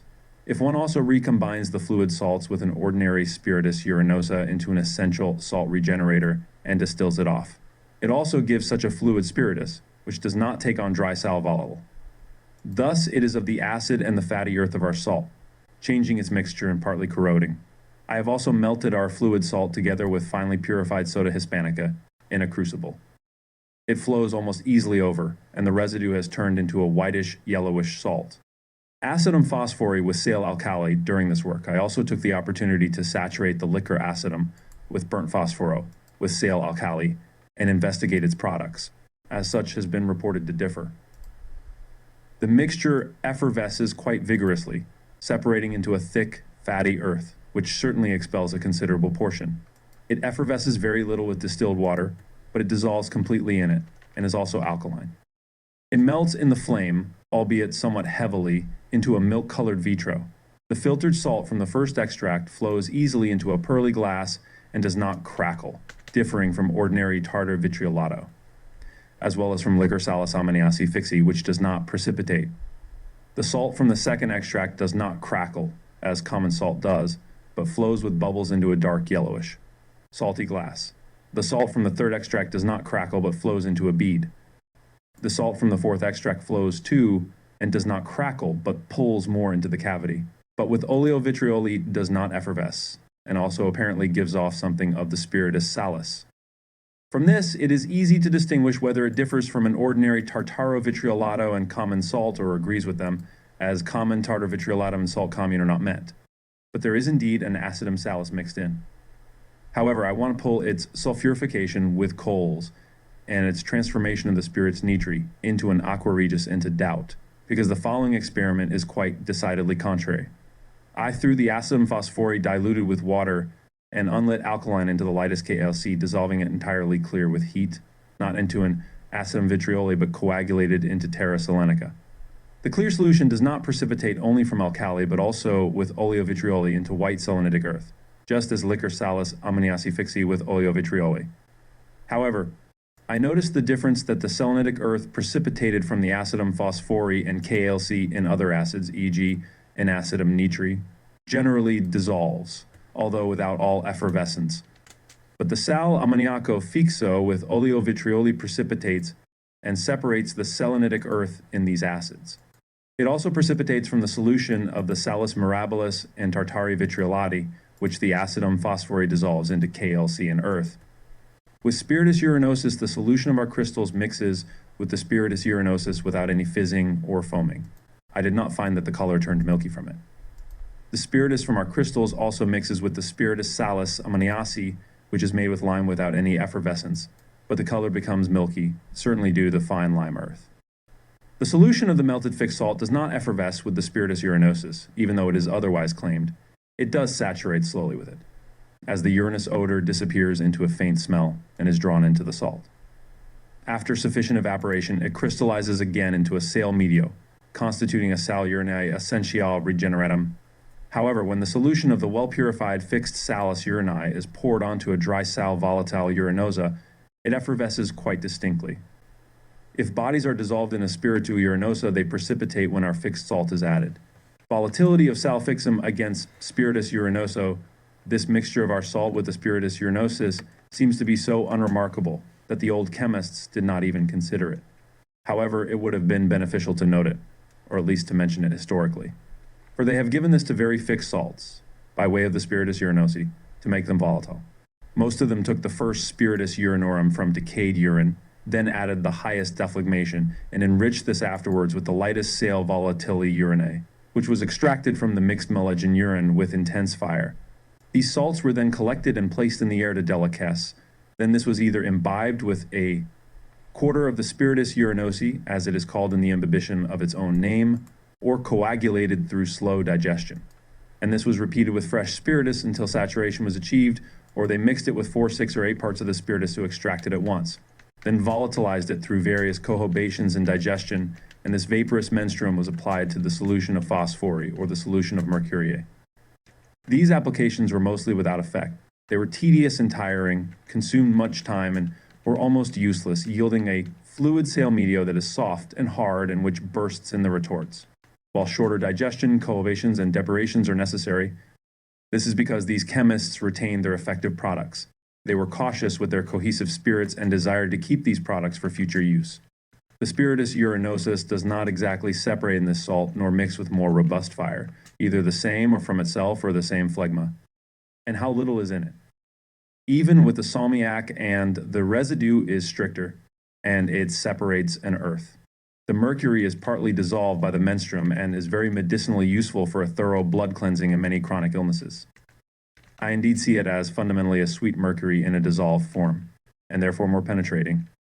Applications, since the previously mentioned works are tedious, they tried to simplify them by adding juices. For example, they dissolved their sal fixum rectificatissimum spiritus vini, spiritus urinoso, or mixed the sal fixum with a sour and very alkaline property of the urine, or mixed it with a third of the eggs from the urine, with a part of the spiritus urinoso, digested and cohobated it repeatedly, either with an addition of spiritu vini.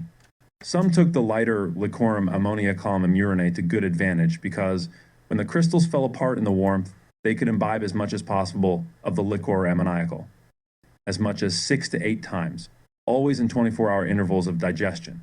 Then it dried out, and they liked to add it again until it also coagulated a good part of itself without fire. One can also derive similar products from untreated salts from the residue of the urine, as I have already seen mentioned. In this Kappa Mortua, the common salt mixed with the fluid salt was recognized as a good friend, and its kind separated from the decayed urine by spiritum and boiled 7 times.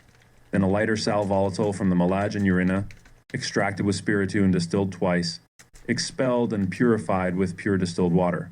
One then digested it with fresh phosphorescenti and always took it out after 24 hours, as it dissolved well with spiritum phosphorescentum, which you can see when you have the same spiritum in spiritum ammoniacal. With this view, it tends to effervesce and even so does not coagulate. You can find such information in an official letter in the Commercial Leader. Nuremberg, 1733, Pag, 138, which aligns with it. Relationship with acids, the spiritus aceti should also be noted to act against our salt since it mixes quite effectively. The spiritus nitrosi seems to make the slightest change, as it mixes almost without a noticeable reaction. If you pour 4 parts of the spiritus into 1 part of the salt dissolves, and the spiritus remains unchanged, evaporating slightly with yellow vapors. The spiritus is easily dissolved in the dilution above with aquaphor. The salfixum urinae in aquaphor or in aqua regis vertebra must also be mixed with salt and common salt to be examined. When one mixes it with the fresh spiritus urinosi from the sols cohobited, the salt turns yellow and separates from the boiling acid stones, not held together, which is to be observed to make themselves constant. Also that the intermixture of the salts has become slightly altered, as one can conclude from this. Because the remaining salt from the liquorum salus ammoniaci fixi does not match the ordinary, though internally separated, but rather of the solution. It has been suggested by Herr D. Nieuwenhaan that if the solution with concentrated languam mineral water, which one likewise secretly finds, from the salt distilled a beautiful dark ultramarine, or blue color precipitates, but as this experiment each time succeeds, as it did not turn out for me. With spiritus salus, the spiritus salus mixes with our fixed salt without any reaction. It does not alter noticeably in appearance. During abstraction, it adheres strongly to the bottom and shoots the salt upwards. Eventually, the remaining salt melts back down. In superficially prepared tests, it does not seem to have altered noticeably, however, upon closer observation. It is evident that the salt has thus lost some of its lightness. Hollandus already claims, one should make the salfixum urinae so volatile that it flows on metal or silver leaf over the flame of a lamp with spiritu and can be used. One achieves this purpose when one pours this salt through distilled rainwater as purely as possible by solving and coagulating until no feces remain in the filter. I take this clear and clean solution, pour it into a short-necked retort, in which I distill the water with gentle heat up to coagulation until the salt, after being purified, is tested in a pure white liquid with the existing spiritus salus. It is neither attached to an acidum vitriolicum nor does it participate in an iron earth. The solution digests, filters, and distills the spiritum to abstraction until the salt coagulates, adheres little to the bottom, just as Hollandus claims. One can also sublimate a salmiak from such a united gas, even better, 3 parts of mercury dulcis, or a more united one to shoot up, but one allows this to sublimate into a darkened sublime in height, yet it dissolves. Such gentle and pure separation goes remarkably well with the moisture, and its application of this spirit to this cheerful spiritus grows long anticipated if he overflows. The learned wisdom of the alchemy sciences enjoys this, therefore, in heaven. The concentrated aceto vitriolicum reacts with our salts, although some may hesitate. I took half of the salt. When the salt is melted and pulverized, it foams and dissolves, emitting a white vapor, like spiritus salus. It coagulates in the cold as a jelly and turns slightly whitish.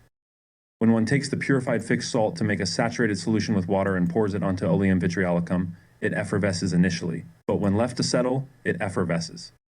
But once stirred together, it effervesces and everything remains clear. Nothing precipitates. The mixtures are comparable.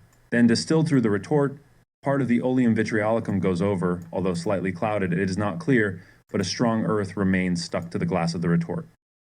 The remaining salt flows together dark yellowish, but is easily removed from the air if it is again diluted in the sun.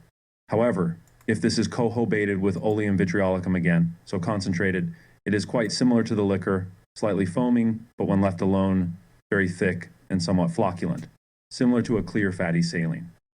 This salt is, like the rest, unworthy of further investigation. One wants to boil the salt again with distilled water to dissolve it, or else pour it into a porcelain or coal. But because it jumps up when poured onto boiling stones, it looks at the sun for a comparison and absorbs well and emits a corrosive vapor. And finally, a white fume of a pearly salt. You can also use this salt for various reasons for experiments of various things, compared also with vitriol. One can also obtain a type of similar fluid salt from high vitriol. For when these mix with our fixed salts, the following phenomena and products arise. When you mix it in its dissolved form, a turbidity and precipitation occur, but without any effervescence. It also precipitates the metallic earth, not colored as in alkaline salts, but rather white. However, when mixed with vitriolo martiali, after complete dissolution, it becomes greenish, so that the earth of our salt remains somewhat attached to it. It does not effervesce with aquaphor, but rather dissolves brownish yellow and melts on the coal into black glass. From a vitriolo hermaphroditico, it falls greenish, and this melts likewise into a round form, and from a vitriolo cyprio, the earth is even greener, and it melts likewise into a partly glassy and mostly white metallic body or regulus on the coal. Also, in the crucible, it melts into a similarly white regular concrescence. The blue salt of the Egyptian vitriol and our fixed salt melt into a white body, foaming more or less over, but the crucible must be closed. This mixed salt, formed by the precipitated earth residue and coagulated widely, is with vitriolo martis whitish and flows on the coal. With vitriolo hermaphroditico, it is greenish, and with vitriolo cyprio, it is bluish white, and it flows on metal. One sees also that it flows from the precipitate. This salt, in separating and coagulating, sometimes remains partly against the metal, which in part in with an alkali den liquorum silicicum and the like. The salt turns a bit greenish, and when mixed with charcoal, it becomes noticeably blue, and from the metal, it flows into a separated and coagulated salt, so that both in the precipitated earth and in the regulated salt from the metal, a part is present. These can be useful in some respects, but also with vitriol, which according to other experiments mixed with sal mortuo lapidis calaminaris, still gives reason to investigate further. I find in comparison with similar works that the metallic vitriol also produces a volatile spirit with ordinary spiritus urinos in the acid mix without effervescence. And that one can prepare from it a volatile spirit, which is best distinguished from other volatiles when distilled with a fixed acid and earth in certain proportions. During this work, I also had the opportunity to examine the aceto-viniburnt phosphorus with salt, as it has not been done before.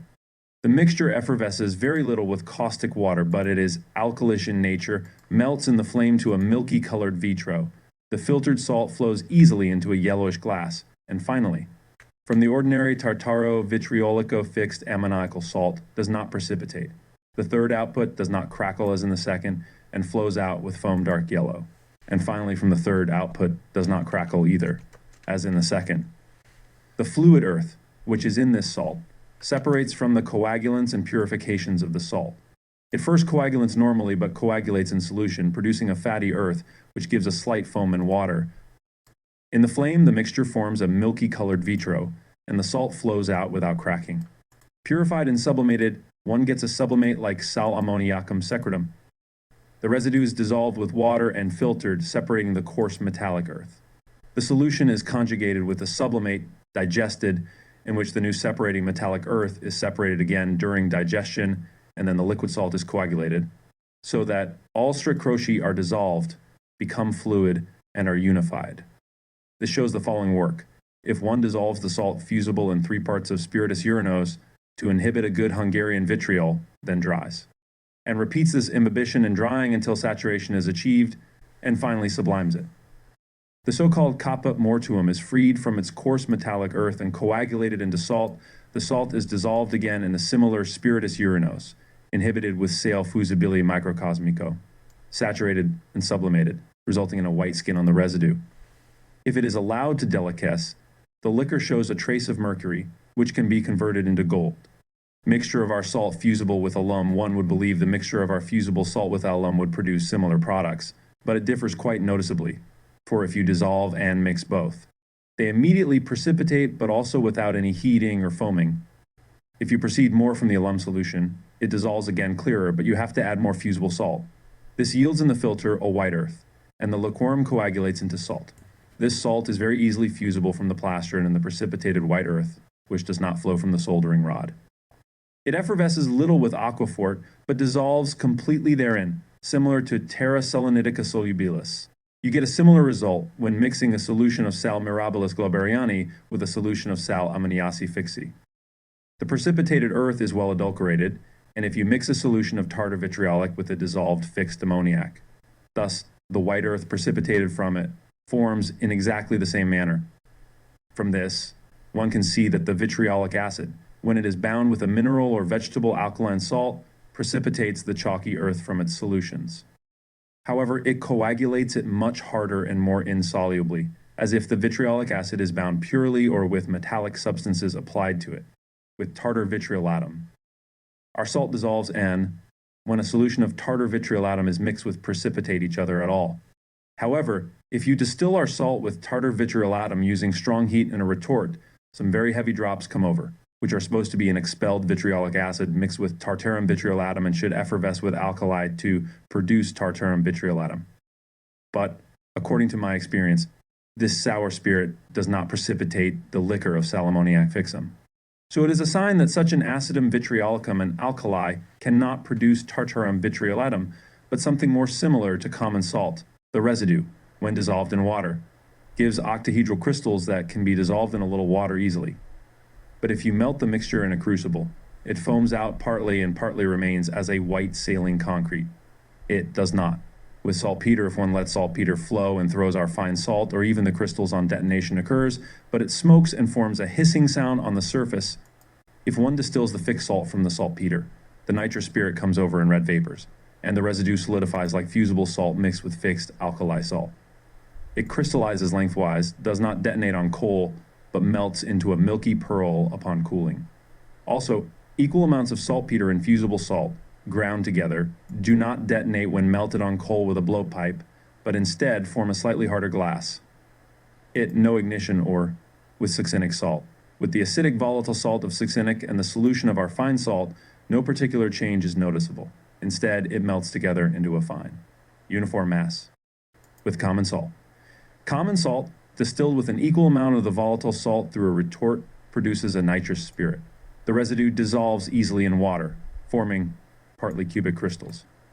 It also crackles a bit on coals. However, if the fusible salt is finely ground with common salt, it crackles hardly at all on the coals with a blowpipe. Instead, it flows soon and noticeably faster than with saltpeter, forming a milky white glass. With glauber salt. When our salt is mixed with an equal amount of glauber salt, it melts quite easily with blowpipe and even much faster than usual. It foams strongly and becomes a milky white glass. In the crucible, the mixture became so fluid and penetrating that it went through the crucible and left it completely clean and empty. However, in a double crucible, it melted into a white glass, which on top and especially at the bottom had a rather flat, vitrified appearance. With glass gall, in contrast, when mixed with an equal amount of purified glass gall, it flowed out of the crucible but left behind a noticeably green glass. From sal ammoniac, our fine salt does not separate well, only a little bit, which can rather be attributed to the action of the fire. Instead, it sublimes from it without any noticeable change, again to a height, only that the fluidity of our salt increases, so it also gains in weight, as I have noted above, and the sal ammoniac rises purer and somewhat more transparent. With sal ammoniac, in contrast, the solution of the fixed sal ammoniac is precipitated by our dissolved fine salt, as well as by the solution of borax.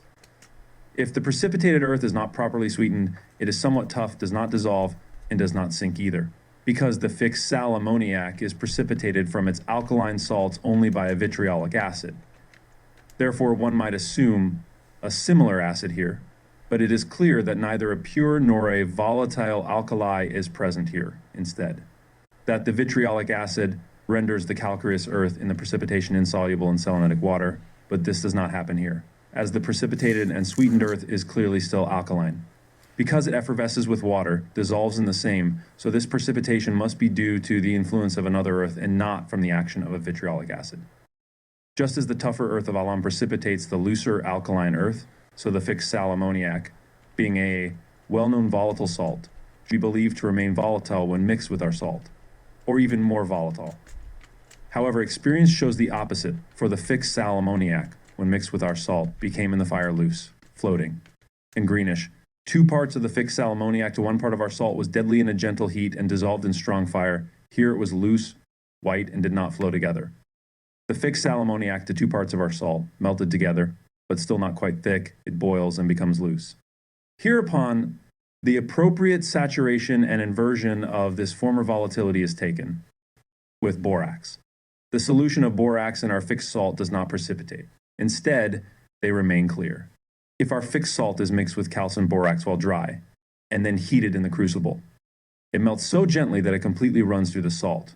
It is therefore very useful for dissolving strict things and stones. Even in a double crucible, most of it penetrated through and left behind only a little glass. Terrafoliata tartari. The crystals of our urine salt mixed with the Terrafoliata tartari distilled produce a penetrating liquor, ammoniacal acetus fluid, which can be used further. The residue is a fixed alkali mixed with urine salt, with phosphorus, evaporated over time due to the heat and movement, and what remained was a fixed acidic salt essence. Since our salt is so fluid, it is natural to expect that it will also make other strict bodies fluid. Therefore, I will now discuss its ratio against the earths and stones. The end. The dried or water-solubilized crystals, when rubbed, do not have a noticeable urinal smell. The solution of the with alkaline earths and stones. The dried or water-solubilized crystals, when rubbed, do not have a noticeable urinal smell. The solution of the dissolved salt against alkaline and chalky earths is very effervescent.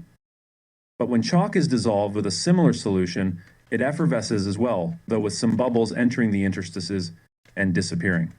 Therefore, one should not be concerned if I digest it together with nothing. The solution must be precipitated by an alkaline salt, which has not happened. However, the solutions made with other acids and alkalis from these earths precipitate easily from our salt, as we have previously shown with ammoniacal fixed alum. As well as in the solution of alum, it precipitates also in acetic, nitric, and similar solutions of lime, chalk, marble, etc.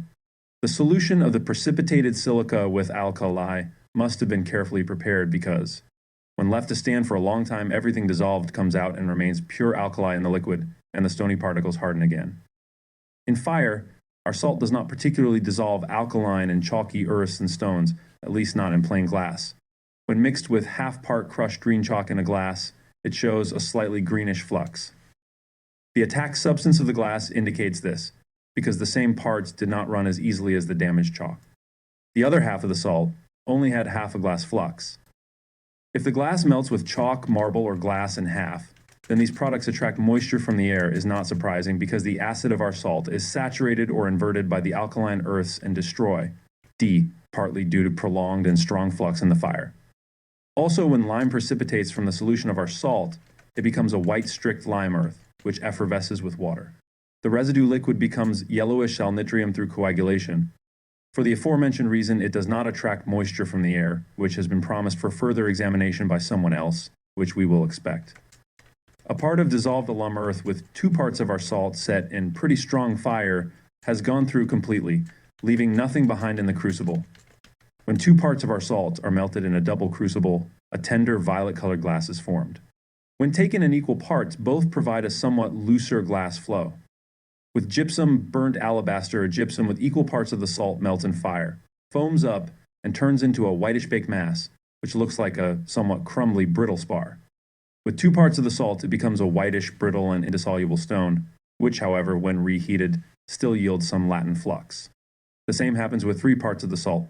It becomes more fluid so that the crucible is somewhat penetrated, and the acid is neutralized.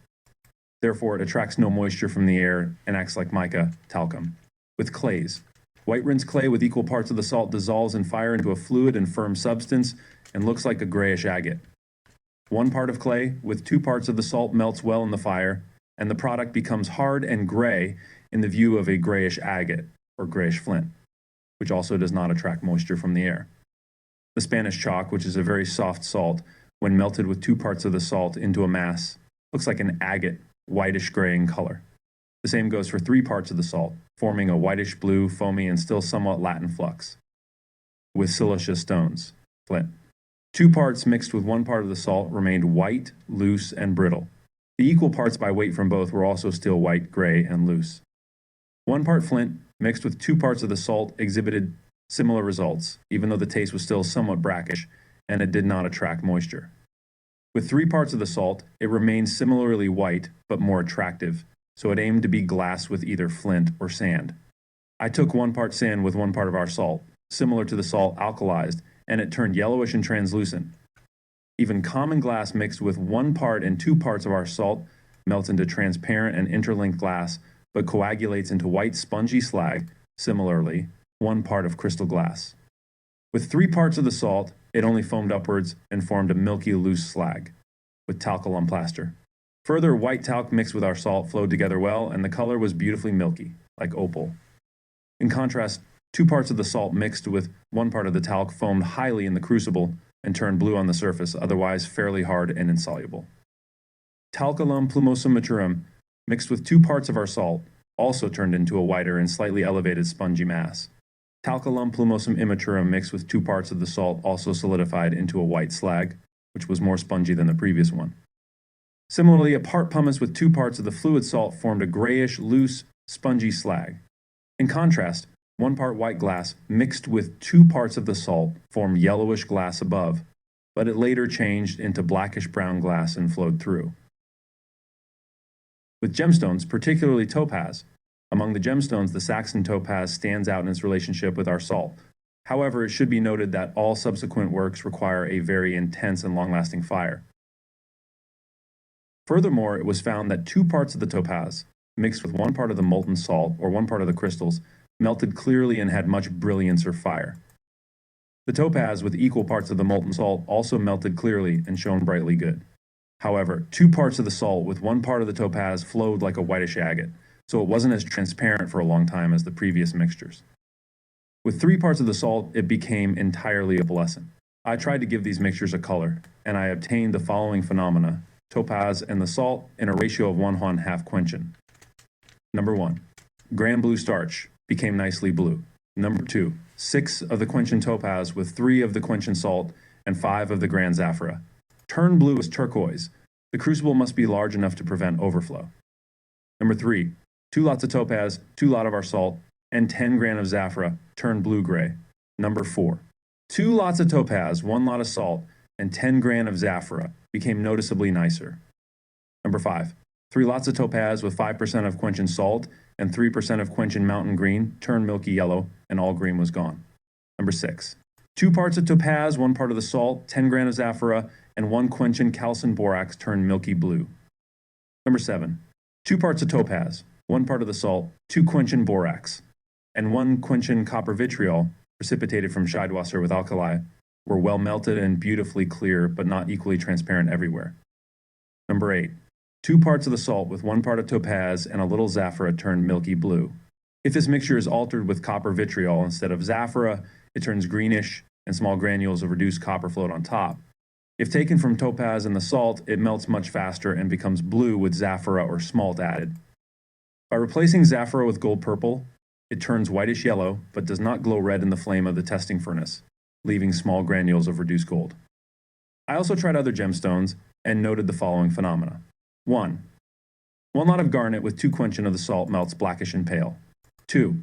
1 lot of hyacinth with 2 quenching of the salt melts greenish and pale. 3. 1 lot of ruby with the same weight of salt, where 1 part turned brownish and indissoluble from carnelian, 2 parts melted whitish clear and still turned back and forth from glass to slag. With siliceous stones, remained by the sound of the time from the movement of the rooms, and the rest remained in pure salt. Since our salt is so fluid, it is of course to be expected that it will also make other solid bodies fluid. So let's now move on to comparisons of it with the earth and stones. 3. E.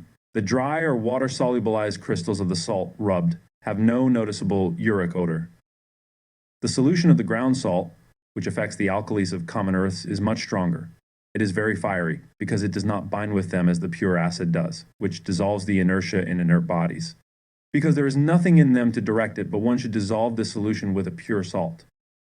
We have tests of a number of these which are not poisoned, but bind with another acid in the same way.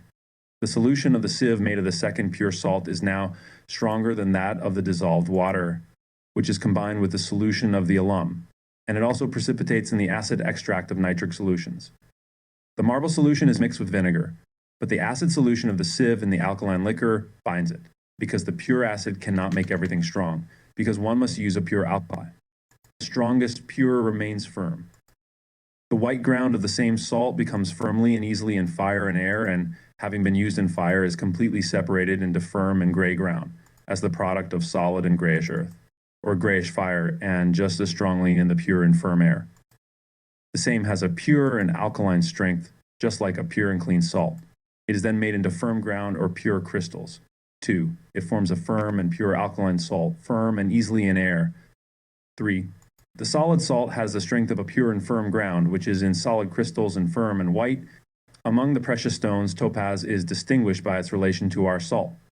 All the following works require long-lasting fire, and the topaz with a part of the dissolved salt has already been cast clearly, and it has a lot of brilliance, or the dissolved salt, clear in the crystalline solution, which also reflects the light, with talculum plumosum. Now, we proceed to examine the relationship of our salt to metallic bodies. Here, it is found that the ancient chemists mainly applied and recommended it for this purpose. Boerhaave is particularly doubtful of this assertion, for he writes that the salt acts so wonderfully on metals that many have persuaded themselves of miraculous things concerning it. These assertions primarily consist in the fact that the chemists want to assure us that this salt dissolves all and every metal, and it can be distinguished from these metals only through its solution in water. Where it shows a special spirit, they want to indicate that the metal is thereby reduced to its first essence and can no longer be reduced to the previous metal because the lesser coloring part of the metals. Their sulfur separates from it and is taken into it, and thereby a lunafixus is obtained, as it can also extract different colors from the metals and minerals and make them very suitable for enamel colors. They subsequently call it the philosophical earth, in which the metallic seeds lie, etc. I do not undertake to offer the praise of all these encomiums, as they are not always precisely and appropriately expressed, nor did the ancients have as much experience in the reduction of these dissolved metals as the moderns. But it may also not have been demanded of them at that time. I still intend to go through the metals in order, as far as my experience allows. With gold. Firstly, they assert regarding gold that it not only dissolves in this salt, but also dissolves radically, for, as some of the newer writers say, Welling writes, gold melts in this salt to its first saline essence, or mercurial salt. I do not want to make a hasty judgment here, but it is known from the newer authors that the solution are dissolved salt, or its crystals. Does not even dissolve gold with spirit of nitric acid, let alone that this salt dissolves heavy gold, or that I have extracted nothing from gold with the crocoaurum fulminans in fire. Similarly, that a part of the gold melted with 2 parts of the salt, although the slags were purple-colored, the gold had hardly diminished. However, I would not like to say that the ancients were definitely wrong in this, and it is difficult to categorically dismiss as false or uncertain. It is difficult to think negatively of the chemists, but the ancients did not take the salt so lightly and prepared it more thoroughly. Prof. Trelling describes this in his highly esteemed Jung for Alchemia, p. 379, to dissolve gold with the fixed salt in wine or in spirits, and to bring it to an oil, and then make a powder out of it and coagulate it, and that is the true fixed salt. So it is cooked with its own sulfur, as with the vegetable, that the most subtle principles remain entirely pure and fire-resistant, and do not smoke on a glowing plate, which takes a long time.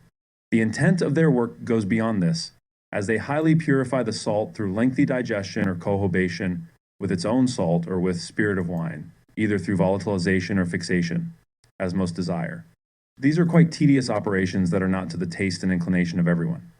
In the alchemical writings edited under the name Orvii Montani, you will find some instruction on how to legitimize these salts. This requires further investigation. The ordinary behavior of our salt towards gold shows the following phenomena.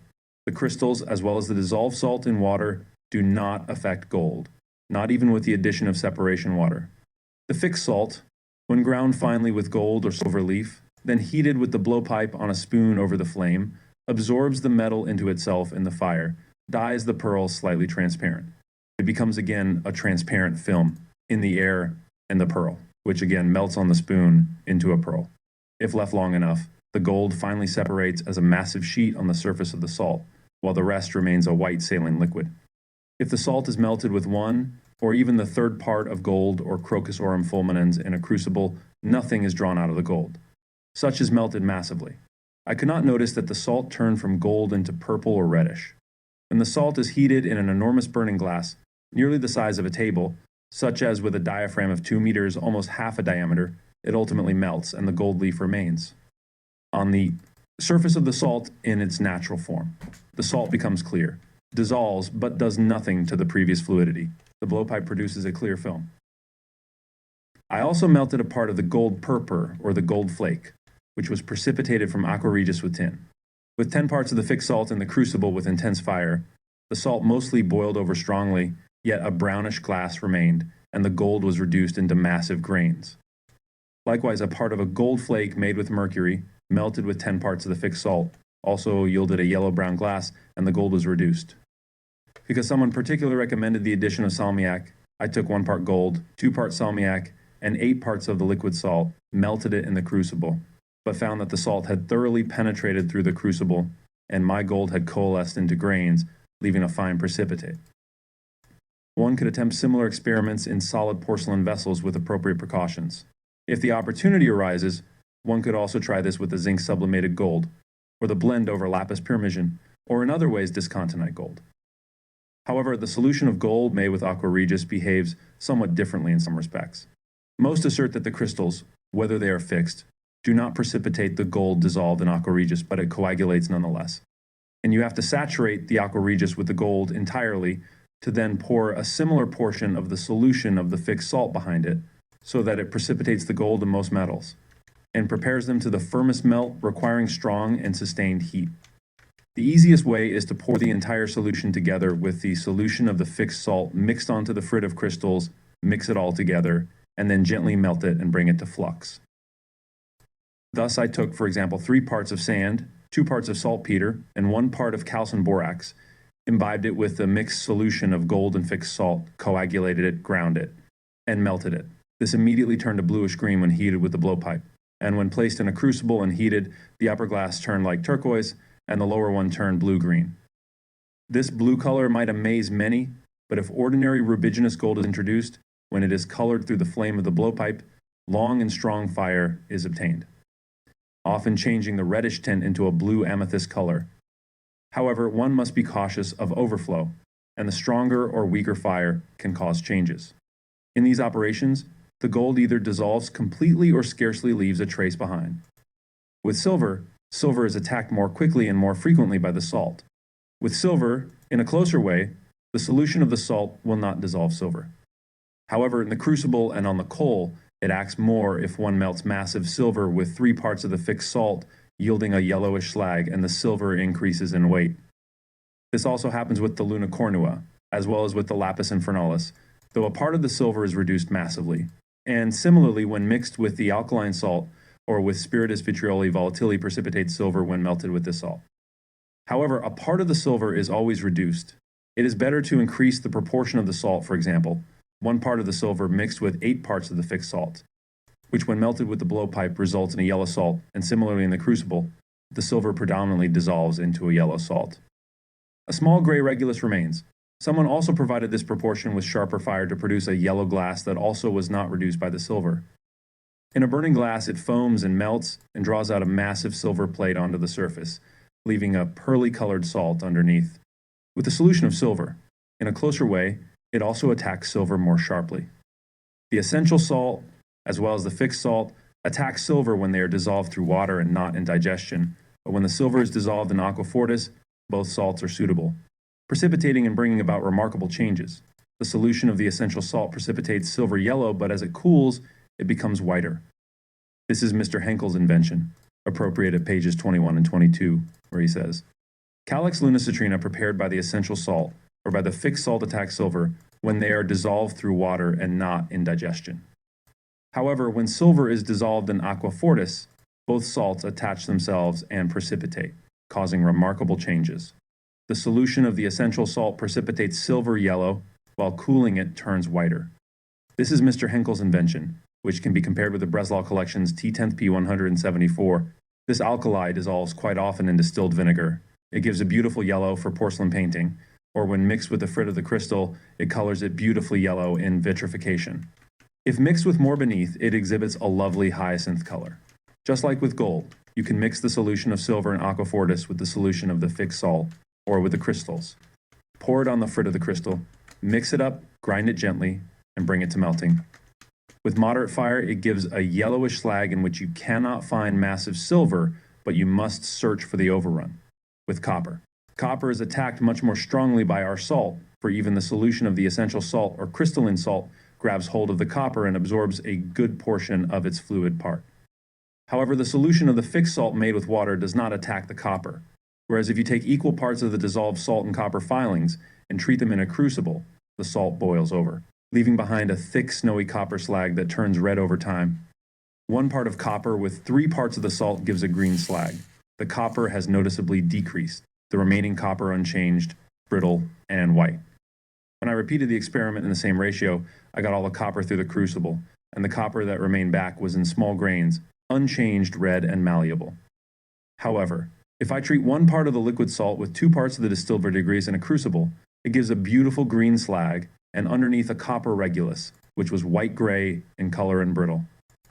Another time, the same ratio gave a greenish-blue glassy slag and underneath a white-gray regulus, which showed a kernel of red copper only on the underside. This clearly shows how finely our salt contains earth, which goes into the metallic mixture and can be purified from it. This regulus appears gray, hard and brittle, dissolves easily in aqua regia, and a light black, tasteless precipitate falls, which has no smell of sulfur, so it's considered a sign of the copper being refined. However, here the sulfur was probably removed. If I treat the liquid urinous salt from vegetable salt with 2 parts of distilled verdigris in a crucible, it gives a blue-green slag, and underneath a gray regulus, but a fine copper globule, indicating that the alkali vegetable caused this new generation. I coagulated and purified 2 parts of distilled verdigris with 1 part of separated earth from the calcination and melted it with the urinous salt. This resulted in a green slag and a clear copper regulus which was void of any defect. Thus, it's mainly this earth, which goes into the copper and causes this transformation. Likewise, if I treat 1 part of our salt with 2 parts of Cypriot vitriol in a crucible, it overboils a little greenish. But a significant part remains in the crucible in the form of a wonderful greenish-blue slag, and there was no regulus at all. Crocus veneris prepared with 3 parts of the salt yields even green slag, mixes the copper ashes with spirit of urine, dissolves in spirit of sal ammoniac, and when later treated with the salt, forms a yellowish-green glassy slag and a brownish brittle copper regulus looking like a speck. Ordinary copper ash melted with half the salt is pushed through the crucible in total color, leaving behind a thick, impure copper slag and some grains of copper that were very white. The solution of copper in vitriolic acid can be precipitated both by the solution of the crystals and by the solution of the fixed salt, which precipitates the copper as white or bluish. On the other hand, the solution of copper in aquafortis or in spiritus salis does not precipitate as much from the fixed salt, but this mixed solution can still be used for vitrification on the frit of the crystal. However, the solution of copper in spiritus urinosus is immediately precipitated by the fixed salt into a very light greenish precipitate. I have already discussed vitriol of Venus above, under the salts. The solution of distilled verdigris and distilled vinegar is quickly precipitated by the solution of our fixed salt into a light sediment. With iron is also somewhat attacked by our salt. I can't confirm this though. If you let iron filings sit overnight in the solution of the crystals, they should be noticeably attacked, and the liquid should become milky colored, but it remains flat and unchanged. The solution of the alkali doesn't precipitate anything from it either. However, if I digest steel filings with the solution of the fixed salt, they do not turn cloudy bluish, as is usually the case, but rather yellowish. And when I pour the clear solution and mix it with an effusion of the alkali, I see after a short time yellow flakes on the bottom, which is certainly not just coarse earth, but rather a tender coloring. In a strong fire, iron filings with equal parts of the fixed salt give an incomprehensible slag. If you treat this ratio with the blowpipe, it flows on top black-brown, below gray, and some iron reduces itself into a body. Steel filings with 3 parts of the fixed salt overflowed strongly in a crucible, leaving nothing behind. A part of iron filings with 3 parts of the salt in a retort treated with blast fire gave some ammoniacal sulfuric sublimate. The residue was gray in color. When placed in a crucible with fire, it foamed up with small sparks, and after cooling down, it was brown above, below gray, and a kernel of massive iron had melted together, very fine and white in texture. Though not very malleable, steel filings with 10 parts of the salt, treated with the blowpipe, turned red, and when in real heat, turned blue flame-like, as is shown by phosphoric acids. Crocus maris, however, by abstraction with distilled vinegar with 3 parts of the salt, produces blackish-brown slags. Likewise, rich iron ores, as well as bluestone, with equal parts of the salt, produce a dark red slag in moderate heat, also with the blowpipe. It melts nicely brownish. Bluestone with 2 parts of the salt melts splendidly red, but does not dissolve in water afterward if it has been closed for a long time. Internally, it is blackish and shiny like a gold plate and very firm. 3 parts of the salt with 1 part of bluestone had the crucible glazed with coffee brown, but in this proportion, everything boiled over brown. 1 part of bluestone with 10 parts of the salt, when melted in front of the blowpipe, becomes very high cinnamon red in color, but brownish upon cooling, and dissolves little in water if it has been closed long enough. Solution of iron. The solutions of iron with muriatic acid, nitric acid, vitriol, aqua regia, are precipitated from both the solution of the crystals and the iron itself. The resulting viscosity and ripe color come from the adherent microcosmic salt and fine earth. These solutions can also be used for frit and enamel painting, although after the iron is dissolved in different solvents and added in different proportions. This gives the frit different colors. With tin, the fact that our salt, when treated with equal amounts of heavy tin, should completely dissolve the tin with a mild white color, as previously described, is not the case. Because a part of the dissolved tin so much resembles the salt in quite strong fire, is not entirely dissolved, but the salt is partly burned out, partly has formed a white slag, under which a metallic tin regulus was found, which I could observe to be derived from phosphorus coal. I have repeated the experiment in the same proportions, and I found again a thin glass flux, like a delicate spine, the grains on the coal, melted with a smooth surface, cleaved and burned from top to bottom, without any sign of phosphorus coal from itself. If tin salt is mixed with 3 parts of our salt, it will condense into a white, somewhat greenish, compact slag in the fire. The solution of tin in aqua regis is precipitated by the solution of fixed salt. According to Kunkel's method, 2 parts of vitriol oil are allowed to coagulate 1 part of dry tin, then dissolved in water, and this solution mixed with the solution of our fixed salt. Although it does not immediately precipitate, it does so after a while, although weakly and in light flakes. With lead. Lead dissolves with 3 parts of fixed salt into white slags, or into a white glassy flux that lies on top. Below, there is most often a regulus of lead that does not react with coals. It attacks the lead only sparingly.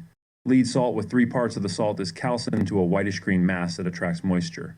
On the other hand, 3 parts of minium with 1 part of the salt becomes yellowish, like a coagulated lump.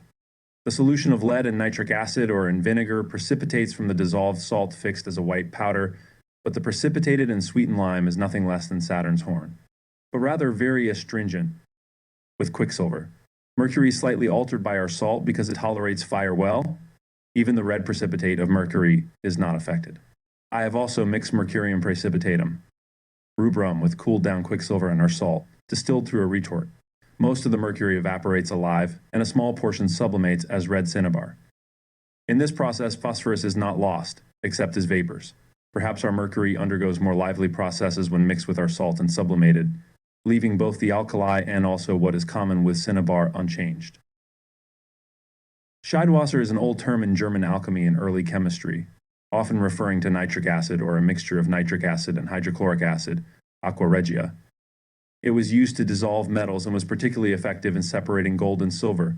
The term Scheidwasser can be translated to separating water or simply acid.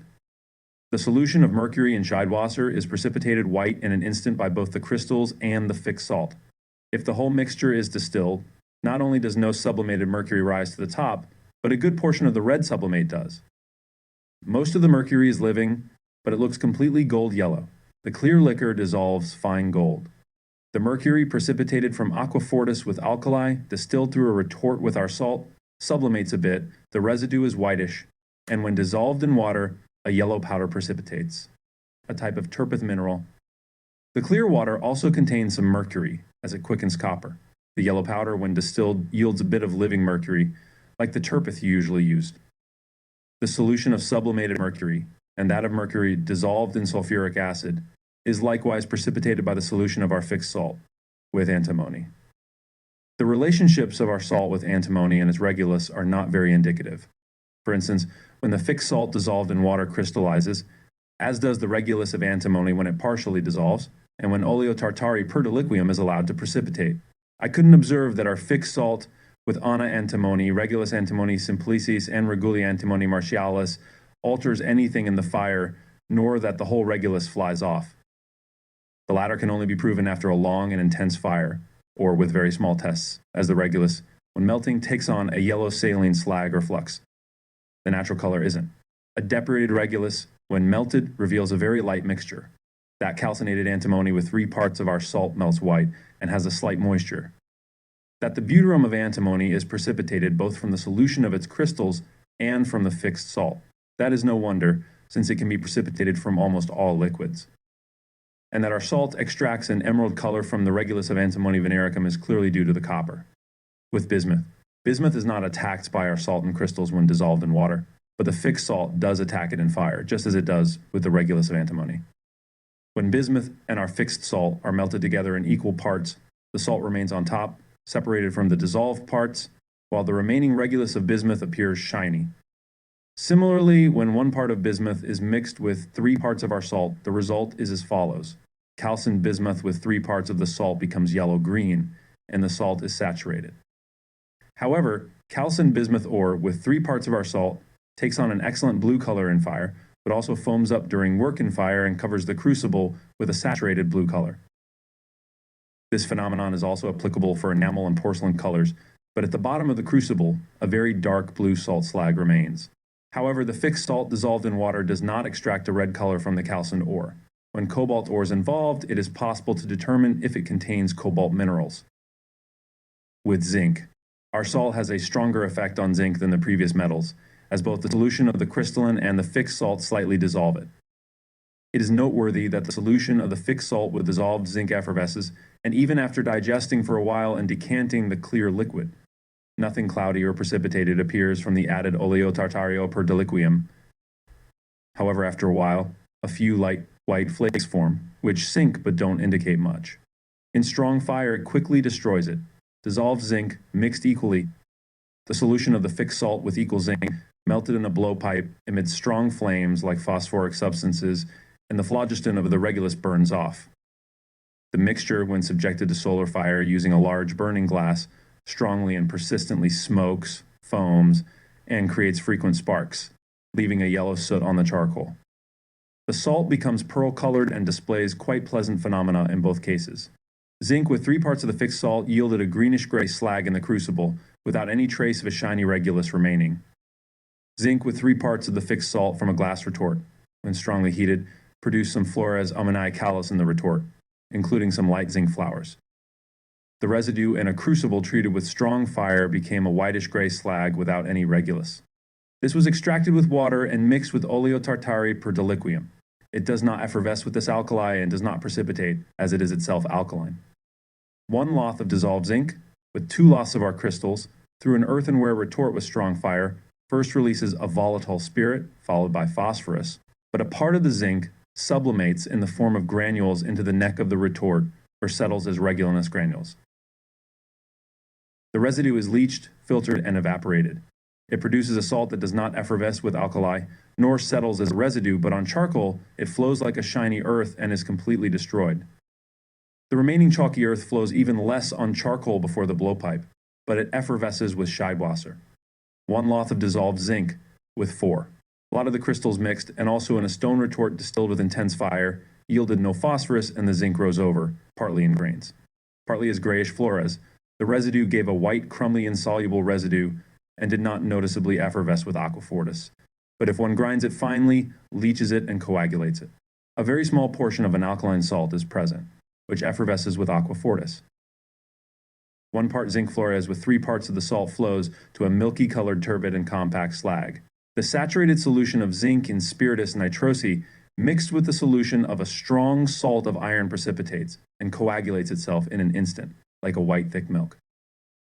On this occasion, I also want to present the note of the learned and judicious Mr. Prof, Mangold in his continued chemical experiences, P46, for further investigation, that namely, the solution of zinc made with acid salus from salmia, with the addition of acid phosphory, showed the same properties as described in his great treatise on salt, P292 and following, concerning the metallic salts. With calamine, from calamine mixed with an equal weight of our salt, it is suggested that this would yield a milky-colored product. However, I melted 1 part of the roasted calamine from Aachen with 2 parts of our salt, and I found above a brown residue and below a black iron-containing regulus. Whether the vitriolic extract made from the moderately calcined Lepi calaminaris with our salt is more fusible and corrosive than what I mentioned above about ordinary vitriol and its mixture with our salt and the resulting corrosive salt, I leave to further and more precise investigation. With arsenic, the arsenic is very vigorously dissolved and resolved by our salt, therefore, one must conclude much similarity between their principles in some points. For if one drives 1 part arsenic with 3 parts of the same salt from a retort, some arsenic sublimes at first, but 1 part is bound and made soluble by it, so that it dissolves in air and in water together, and after proper sublimation and purification, one could reasonably apply it to further metallic destructions and compositions. Whoever has an interest and skill in such work. One can also figurate the arsenic with equally sharp saltpeter and melt it down with equal parts of the same salt in a crucible, so one obtains a nice, clear, greenish talisurf, which delicacies very easily and quickly, and also dissolves abundantly in water, but it wants to be done properly and with quick fire too. I have done little with the whiting of copper. I melted it with 3 parts copper, also added some black flux, but soon received red copper again. I also figurated the arsenic with saltpeter. Mixed with equal weight of the same salt and equally many copper filings, but it all overflowed in gray form, and when I added some black flux to this composition, I received nice red copper again, but the addition of common lime, along with talc and salt, legitimizes better within it. Re pigment, also known as orpiment, is a naturally occurring mineral that is a type of arsenic sulfide, As2-3. It has a striking golden yellow color, which is why it gets its name from the Latin words aurum, gold, and pigmentum, paint or pigment. Historically, orpiment has been used as a pigment in painting and for medicinal purposes, but it is highly toxic due to its arsenic content. That our salt would not be changed at all by orpiment, and that all orpiment goes away in the flux I cannot confirm for when I treat equal parts of it in the fire. The sulfur from the orpiment evaporates, but its arsenical part mostly remains, and constitutes a greenish arsenical slag with manganese dioxide. Magnesia, or the well-known manganese dioxide, also dissolves very plentifully in our salt and colors it strongly and forms either a ruby red or purple red compound, depending on the correct proportion. For 10 parts of magnesia to 1 part of the salt, as stated elsewhere, does not melt bluish and semi-transparent, and the sides of the crucible are purple instead. It is black and not fluid. One must use equal parts of both, and even so, it foams up high in the crucible, and in strong fire, even this proportion has penetrated through the crucible, leaving nothing inside. Another time, it became a black-brown slag, and below somewhat regulin. Better is 1 part magnesia to 3 parts of the salt. This penetrates the crucibles more easily if it has too strong fire, but in moderate fire, it foams up greatly and long into the height, finally settling down to a purple-colored salt flow. This I pulverized, and partly with distilled vinegar. Concentrated, partly with highly rectified spirit of wine, partly with water, but none of the first 2 solvents takes up the color substances. But the distilled vinegar leaves behind a white salt after evaporation, which initially appears a bit dark on coals. Only afterward does it flow on it not round, but flat. The distilled water, however, extracts a brownish-red salt, which flows on the charcoal but not round like pearls, but flat. The brownish earth that remains after extraction also flows on the charcoal, but noticeably heavier, to a reddish glass. Finally, 10 parts of the same salt, against 1 part magnesia, is best ruby-colored before the blowpipe, but in the crucible, all of this proportion has quickly penetrated through, so that the crucible came out of the fire completely clean, and in the solar fire, melted all these compositions into a brownish-red salt slag. With lead. 1 part of lead, with 2 parts of the same salt, remained in the fire in its natural shiny color, unmelted and quite brittle indeed, even 4 parts of the salt to 1 part of lead, remained in its previous color, and did not melt at all, so that in this case it hardly dissolves. With sulfur.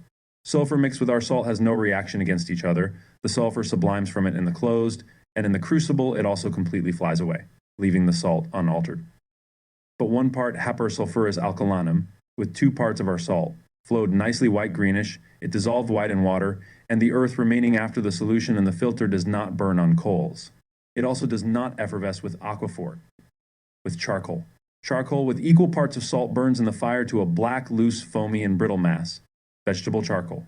Finally, the well-known vegetable charcoals, or even better, the tightly closed calcined carbon black, mixed with 2 parts or even better 4 parts of the crystals, or also of our salt, and moistened with a little water, given a stone retort through the strongest distillation, some sal ammoniac and the famous phosphorus. I took 4 lot crystals to 2 quenching carbon. Black. The first runoff water from phosphorus evaporated. Also gave a little liquid salt, mixed with some cubic salt.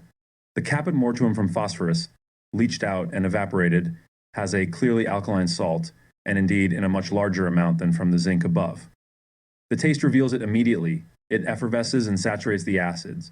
It combines amicably with the vegetable alkali. It changes the syrup of violets to green.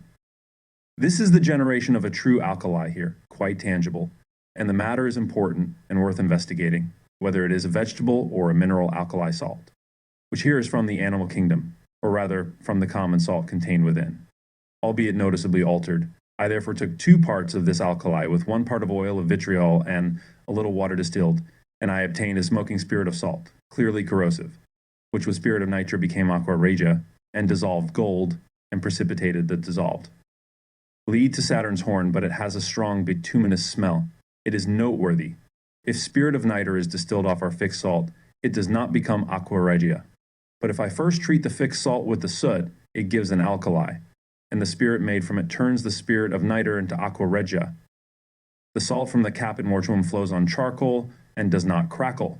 If it were a vegetable alkali, it should be a tartarus vitriolatus, which is unsweetened and shatters. But neither of these occur. However, it does not form large crystals like sal mirabile does, so the main test categorizes it as a mineral alkali salt. And this shows a remarkable harmony.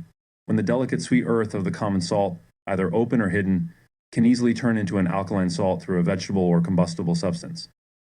Just like the common salt, when its earth is transformed by spirit of nitre into nitrocubico.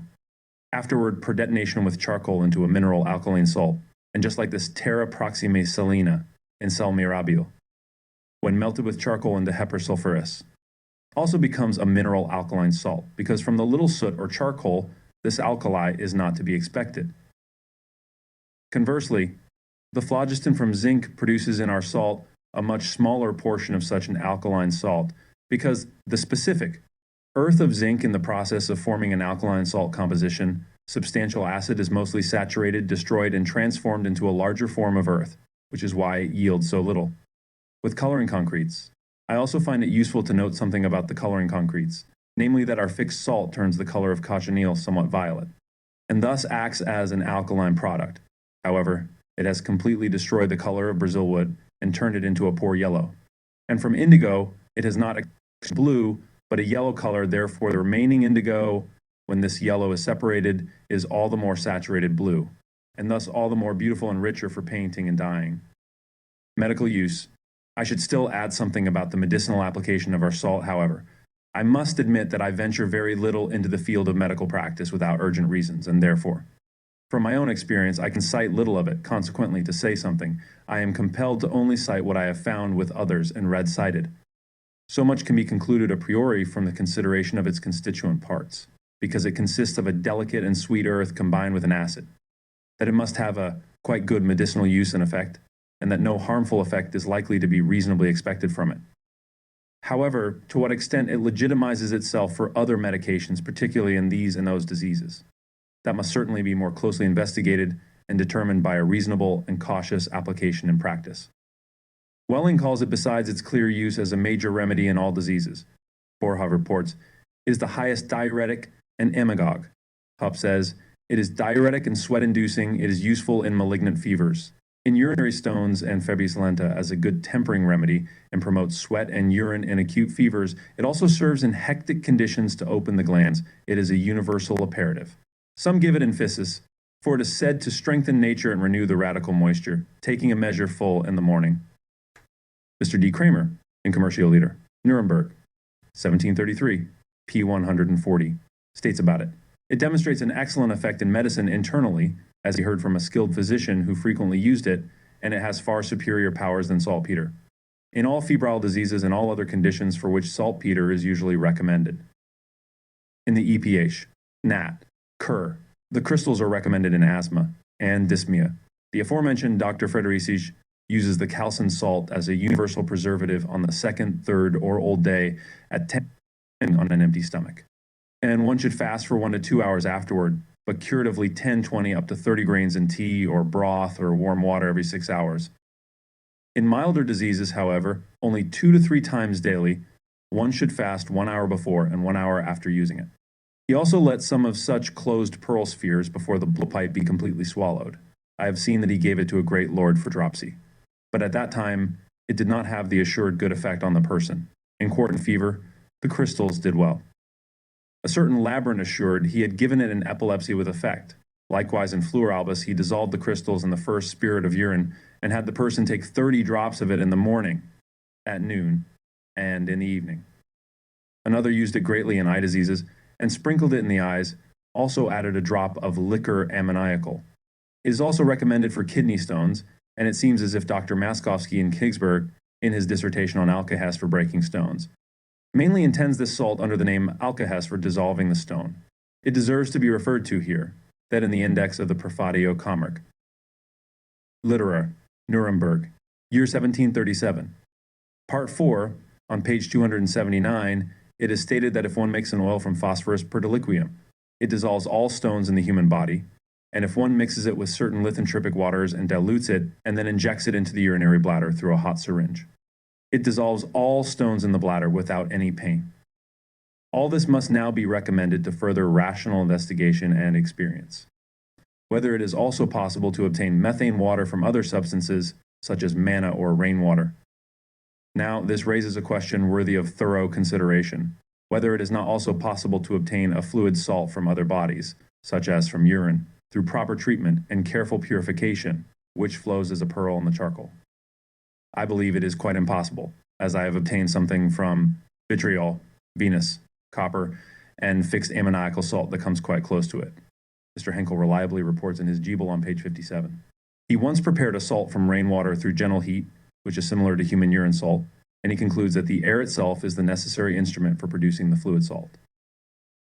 This becomes even more probable, because I have known people who provided evidence that they had obtained water from the air using various interconnected receptacles and a tubular retort, of which only one was like a needle's eye. As soon as this protrudes out of the window, a gentle fire is lit underneath it, and a pearl-like salt is collected on the bottom. Others have found in Matham and other solidified meteoritic concretes, which they attributed to the air. Although I consider this completely impossible, I still believe that from urine, or a mixture of such materials, with the necessary amount or lesser amount can be left behind. Since I still had a portion of the Malagian Romajalis at hand, which I prepared many years ago according to the method I mentioned in Miscellanea Beryllinensia Vol. 7. Anno 1743, P276, namely in the sun under a glass bell, I found that over time, fairly large crystals had formed. I took them out and tested them on the charcoal with a blowpipe, and while they initially moved a little, most of it evaporated pretty well and clean, although not as thoroughly as that from the urine. I also have a salt that was extracted in a similar way from long purified and very delicate rainwater, which part evaporates, and a part flows quite well, and perhaps both kinds can be made more adept for this purpose through further subtle separations or inversions of the still mixed common salt. Postscript about the very last fluid salt from the caput mortuum of the urine. I recall that I promised above to mention something about the very last fluid salts from the caput mortuum of the urine. I will keep my word now. When the boiled urine is either immediately calcined and fully heated over an open fire, or when such urine is boiled in closed vessels with strong heat to drive out its remaining volatile sal urinosum and acidum and differentiate oils and liquors ammoniacale, or when, according to the old method, the phosphate is driven out from the boiled urine with appropriate additives, the residuum is taken, evaporated gently, filtered, and evaporated again. If anything remains self-fusible, and of the second crystallization that disintegrates in the air, if one further evaporates the remaining saline liquors gently until they dry, a common salt precipitates. This happens repeatedly until no more common salt precipitates. What remains behind is a saline-like liquid that does not solidify further but is very salty. This must then be dried. It usually coagulates when dried into a gum-like substance that does not flow like honey but remains liquid for a long time, coagulating only with difficulty and after cooling. It is very hard. Here, one obtains a special kind of fluid salt, which deliquesces in the cellar, but deliquesces much more heavily in dry air. On the charcoal in front of the blowpipe it flows, but not as a round pearl, but draws itself into the charcoal. Some consider it an alkali, others a pure and more refined, stronger common salt, while others think it comes with the first fluid salts. Mr. Helot says in the Parisian Memoirs of 1737 that the latter sal non-crystallizable, which is extracted from the caput mortuum. Produced according to the ordinary method of making phosphorus, when with 4 parts alum or with distilled oil of vitriol, gives a spirit that dissolves gold. My experiments have taught me the following. While the syrup of violet becomes slightly greenish, the solution of this salt takes on a yellowish color. This shows that it is not truly alkaline, as it does not effervesce with aqua fortis.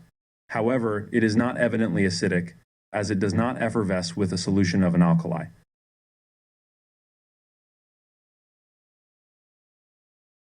After becoming cloudy, it remains a species of Salus media.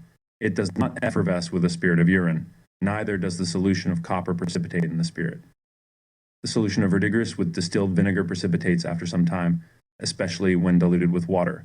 The solution of mercury sublimati initially becomes slightly cloudy, but it clears up again.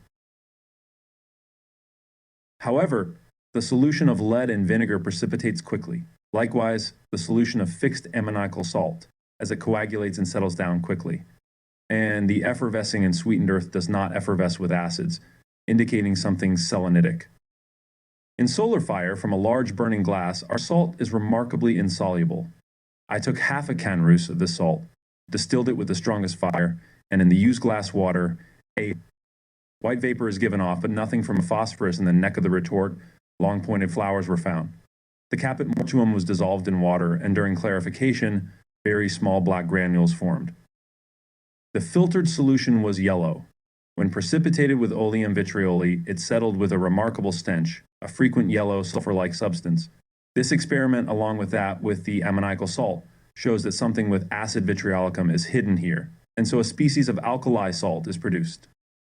I also mixed the dry salt with half oleum vitrioli, which effervesced and gave off a smell of spiritus salis. I distilled the spiritus salis from it with a little added water, but it did not want to dissolve any gold. The caput mortuum was filtered out. A bituminous black greasy earth separated in the filter, calcined and then dissolved. It settles into large crystals like an ordinary sal mirabile. I also dissolved part of the salt with 2 parts Scheidwasser nitric acid, which becomes an aqua regia and thus dissolves gold. The crucible experiments also note the difference between this salt and our first salt in several pieces. Firstly, a part of calcined bismuth mixed with 2 parts of this salt ignites in the fire very bright and gives no blue flame except a little on the lid, but a light brown salt flux. Secondly, 3 parts of this salt give a dark brown slag, which does not flow, and on the lid it was somewhat purple colored, but volatilized here and there with finer colors. Terra luminis with an equal part of the salt was not closed, but a brittle white powder. Similarly, with 2 parts of the salt, it was somewhat compacted together, but not closed. Indeed, this earth with 4 parts of the salt was somewhat whitish green, compacted but not closed. Firstly, 1 part of sieve zinc with 4 parts of the salt flows on the coal before the blowpipe into a yellow slag without detonating, although at first some regular grains appear, which later merge and turn into a light-colored salt slag, as happens also in the solar fire. 1 part of the black oxide of manganese with 4 parts of the salt also flows on the coal before the blowpipe, initially into a spongy loose red-brown slag, which finally becomes more compact and yet still saline. In the solar fire, it is observed that it first produces longer steam and smoke, which is also seen in the zinc. Investigation of the combination of a CIDIVITRIOLI with the acidulous cream of tartar. 1. These bodies, namely the oil of vitriol and the cream of tartar, are well known in chemical circles. However, there has been little reflection on their combination and the resulting products. Most people have completely ignored it in silence. A few have mentioned it, but only in passing and without experiments. None have taken the trouble to thoroughly examine and describe it. Nevertheless, I have finally come across some practical, albeit incomplete, information from a few authors, which I will include here, so that this can be compared with my investigation. 2. This matter is found in the Actus Medicis Beroliniensis collated by Dr. G.T. Voll, 3p37. It is noted by Becher in his Fis, Subterranea p793, in reference to the mercurification of metals. He suggests using a salmiac, which consists either of oil of vitriol and raw tartar, or of salmiac mixed with salt. And then he wants to dissolve the metals with the raw tartar, though this only works with a few metals. Dr. G.T. concludes that Becher intends a salt volatile and reports that the then skilled chemist and pharmacist, Mr. Conrad, conducted an experiment and noted the following results. Namely, he took 2 parts of raw powdered tartar and 1 part of oil of vitriol, mixed them well in a large mortar. After a strong reaction and evaporation, the matter first became fluid and then hardened again. He distilled it from a glass retort with moderate heat and with sand as the medium. A spirit of a particular kind, sui generis, had formed. along with an oil as thick as butter. From the remaining caput mortuum, he produced a wonderful salt, which crystallized into large crystals, leaving behind a lot of earthy residue. Overall, he considered the product a spirit of its own kind, not to be classified among the Salia volatilia. 3. The second author is Mr. Neumann in his Medicinal Chemistry, Vol. IIPT, IV P345, where he writes, "In London, I have treated vitriolic spirit of tartar with tartar powder and oleum vitrioli. Various phenomena were observed, of which I mention only two. 1. I obtained no oleum tartari from it, despite the frequent assertion, and 2. The residue. Delivered tartarum vitriolatum. My investigation agrees with these findings. The following sections will provide further details. 4. That from a mere mixture of spiritus vitrioli, especially with purified tartar, through proper digestion and concentration in a water bath. Very sour crystals arise, which can be useful against fermentation of vegetable juices in heated illnesses. This is hardly new, and is already noted in Schurter, Christ. Langio, Lamort, and Collectin. Chim, Ladensibus. 5. Moreover, during the distillation of these bodies, one finds further differences by altering the proportion. And these are chiefly observed when I mix 1 part of oleum vitrioli with 2 parts of tartar, or if I take equal parts of both. Similarly, if I first dissolve the tartar in water, or dilute it with some water, or if I mix the dry tartar with the oleum vitrioli, likewise if I conduct the distillation in a retort or in a flask. For in the flask it is indeed somewhat safer against overflow, but it steams too much because the vapors are almost incombustible, and they burst the flasks. Further, it differs as to whether I seek to conduct the sublimation in a water bath or in sand. In the water bath, nothing evaporates at all if I mix them dry. The heat of the boiling water is too weak to produce anything, and even when diluted with some water, it proceeds very slowly. 6. In the mixture, the following phenomena are observed. When oleum vitrioli is poured over the dry powdered tartar, it does not effervesce, does not foam, but emits a strong vapor when stirred. It becomes somewhat warm and soft, like pitch, which after some time hardens again. The cooling stems from the reaction against the water contained in the tartar, for when tartar is dissolved with water or merely diluted, it immediately cools down. Both mixtures, with or without water, when inserted into a retort in sand for distillation, start foaming strongly in the heat or rise high and overflow easily. Therefore, the retort must be quite large and lie flat on the sand, although the retort often rises during heating until it settles again. One could also mix ground glass or flint, as it is believed that the combination of aceti vitrioli with the dense essence of the tartar forms a resinous mixture that releases water and spirit in many small bubbles, which draw the superheated steam, forming a large volume and thus rising high.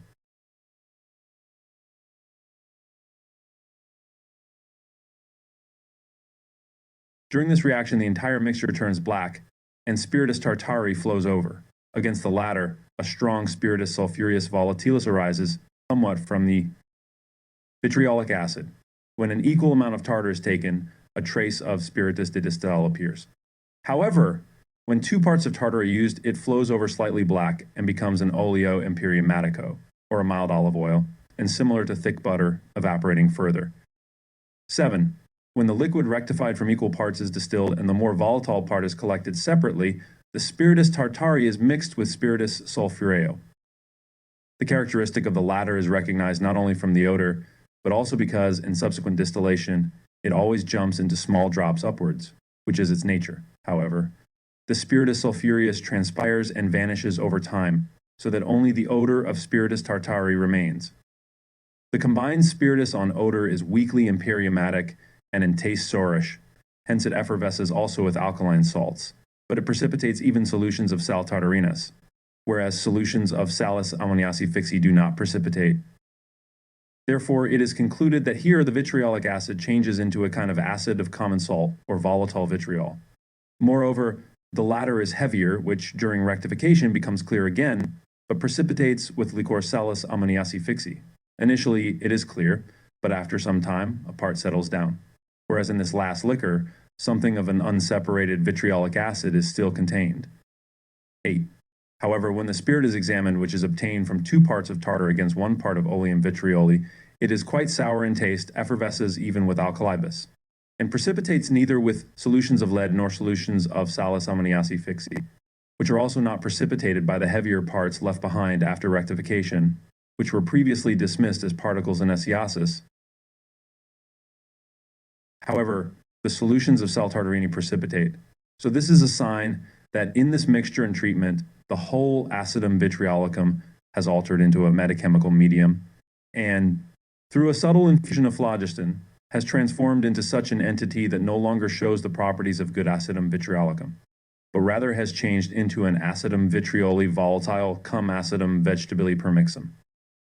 For when the spiritus saturni is mixed with a sal alkaline fixo, it gives a sal medium, which does not effervesce with oleum vitrioli, but emits a sour vapor, which could easily be mistaken for a regenerated common salt.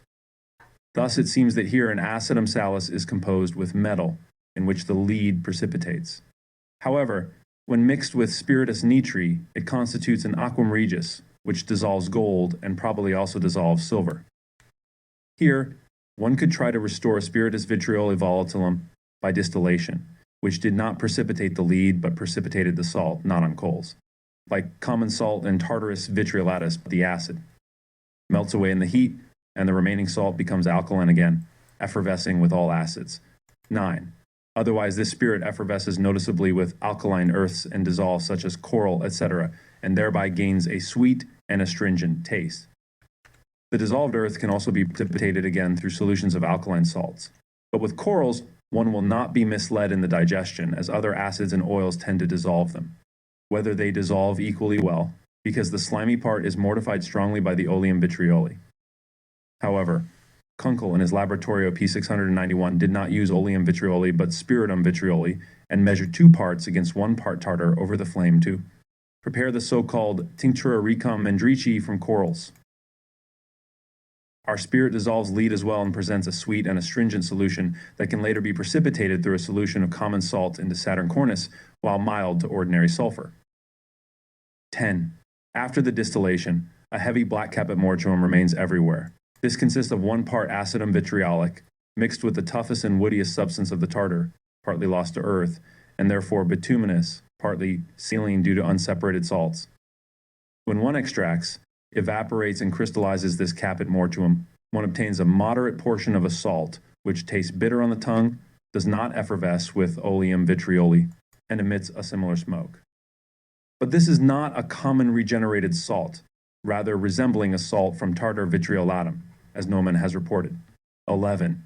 When one calcines the residual earth of tartar vitriolatum with strong fire, and then extracts it with water, evaporating, one obtains a salt that is evidently alkaline, as it strongly effervesces with acids, not only in the proportion where 2 parts of tartar have been used, but also where equal parts have been mixed.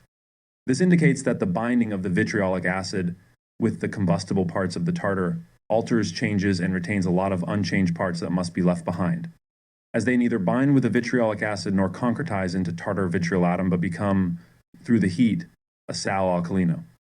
For even if it had been an alkaline salt, it would have been converted with the vitriolic acid into a sal medio. This was also shown in the first extraction, where heated into a sal alkalino. For if it had already been an alkaline salt, it would have necessarily combined with the vitriolic acid into a sal medio. This should have been evident during the first extraction, as it is much more soluble than tartarus vitriolatus. 12.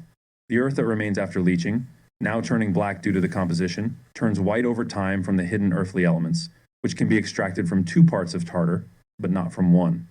If one takes this leached caput mortuum and mixes it with a frit from lead glass, it reduces some lead into metal, and the rest turns into a beautiful yellow transparent glass of succinic color. However, if one mixes it with a frit from alkaline glass, it yields a pitch black glass. This caput mortuum consists partly of bituminous essence, partly of the toughest and woodiest substance of the tartar, which is concretized with the vitriolic acid, and partly of the alkaline earth of the tartar, which thereby becomes selenitic. This earth of the tartar can be recognized when raw or even refined tartar is dissolved with solutions of alkaline salts, then filtered. And the earth left in the filter is then sweetened, and 1 pound of tartar yields 4 lot and 2 drams of earth. From the crude tartar, this earth is gray, but from refined tartar, as one sees by Paragon when refining salt, it is white and loose. This earth effervesces strongly with acids and has been heated on glowing coals, altering itself. It has also remained unchanged when I heated it with a blowpipe to try whether it would bring about any changes in metals. When I brought it into contact with copper calyx, it showed no change, but otherwise, when I exposed the earth with glowing coals to fire, the calx turned back to copper. 13. I also wanted to attempt a composite distillation, where I diluted 1 ounce of tartar and 1 ounce of salt with 2 ounces of water, then added 1 ounce of oleum vitrioli, and distilled this mixture. This resulted in a mixed spirit of salt with a yellowish color, because the slimy essence of the tartar subtilized the acid of the salt, thus making it more convenient to separate. This spirit dissolves copper, turning yellow-brown when warm, and turning green after some time, as ordinary spirit of salt does when heated. If the liquid is separated and the dry residue exposed to air, it turns green over time. With iron, this spirit effervesces strongly, dissolving it and producing a brown-yellow solution. This solution precipitates green with fixed alkali, but white with volatile alkali, though it turns dark with time and changes to yellow. Gold will not dissolve in this spirit, even though otherwise the acidum vegetabile with the acidum nitroso behaves similarly in many cases. This spirit does not make an aqua regia with the acidum salus, and does not make saltpeter with fixed alkaline salt. 14. Since also Tachenius claims that the arcanum tartari is nothing but a regenerated tartar, this counters the various differences in the treatment. With oleum vitrioli, it's evident because the oleum vitrioli effervesces quite strongly with the arcanum tartari and evaporates straight upwards. In the subsequent distillation, a highly concentrated vinegar distills over in white vapors, often followed by a brownish liquor. If one wants the distillate free of all mixed vitriolic acid, one should rectify the sweet arcanum tartari. If one pours the liquor terre foliate tartari into the oleum vitrioli, it coagulates quickly into a white dense salt with a sharp sour smell, and thus. One can easily observe the difference when one similarly processes the tartarum tartarizatum with half the oleum vitrioli. 15. Finally, if one takes tartar instead of oleum vitrioli with a vitriol and distills it, although the vessel should not be too loose, a more similar spirit forms, in which the phlogiston is not as greatly mortified by the less concentrated acid, so it does not foam as much and colors more deeply with corals. He does similarly with the so-called coral tincture when he digests it, mostly using 2 parts of vitriol and 1 part of tartar, adding 1 part anise, thus creating a spiritum vitrioli tartaricetum, also known as anhydropocum must. It is sometimes very useful in watery distempers, aiding through sweating,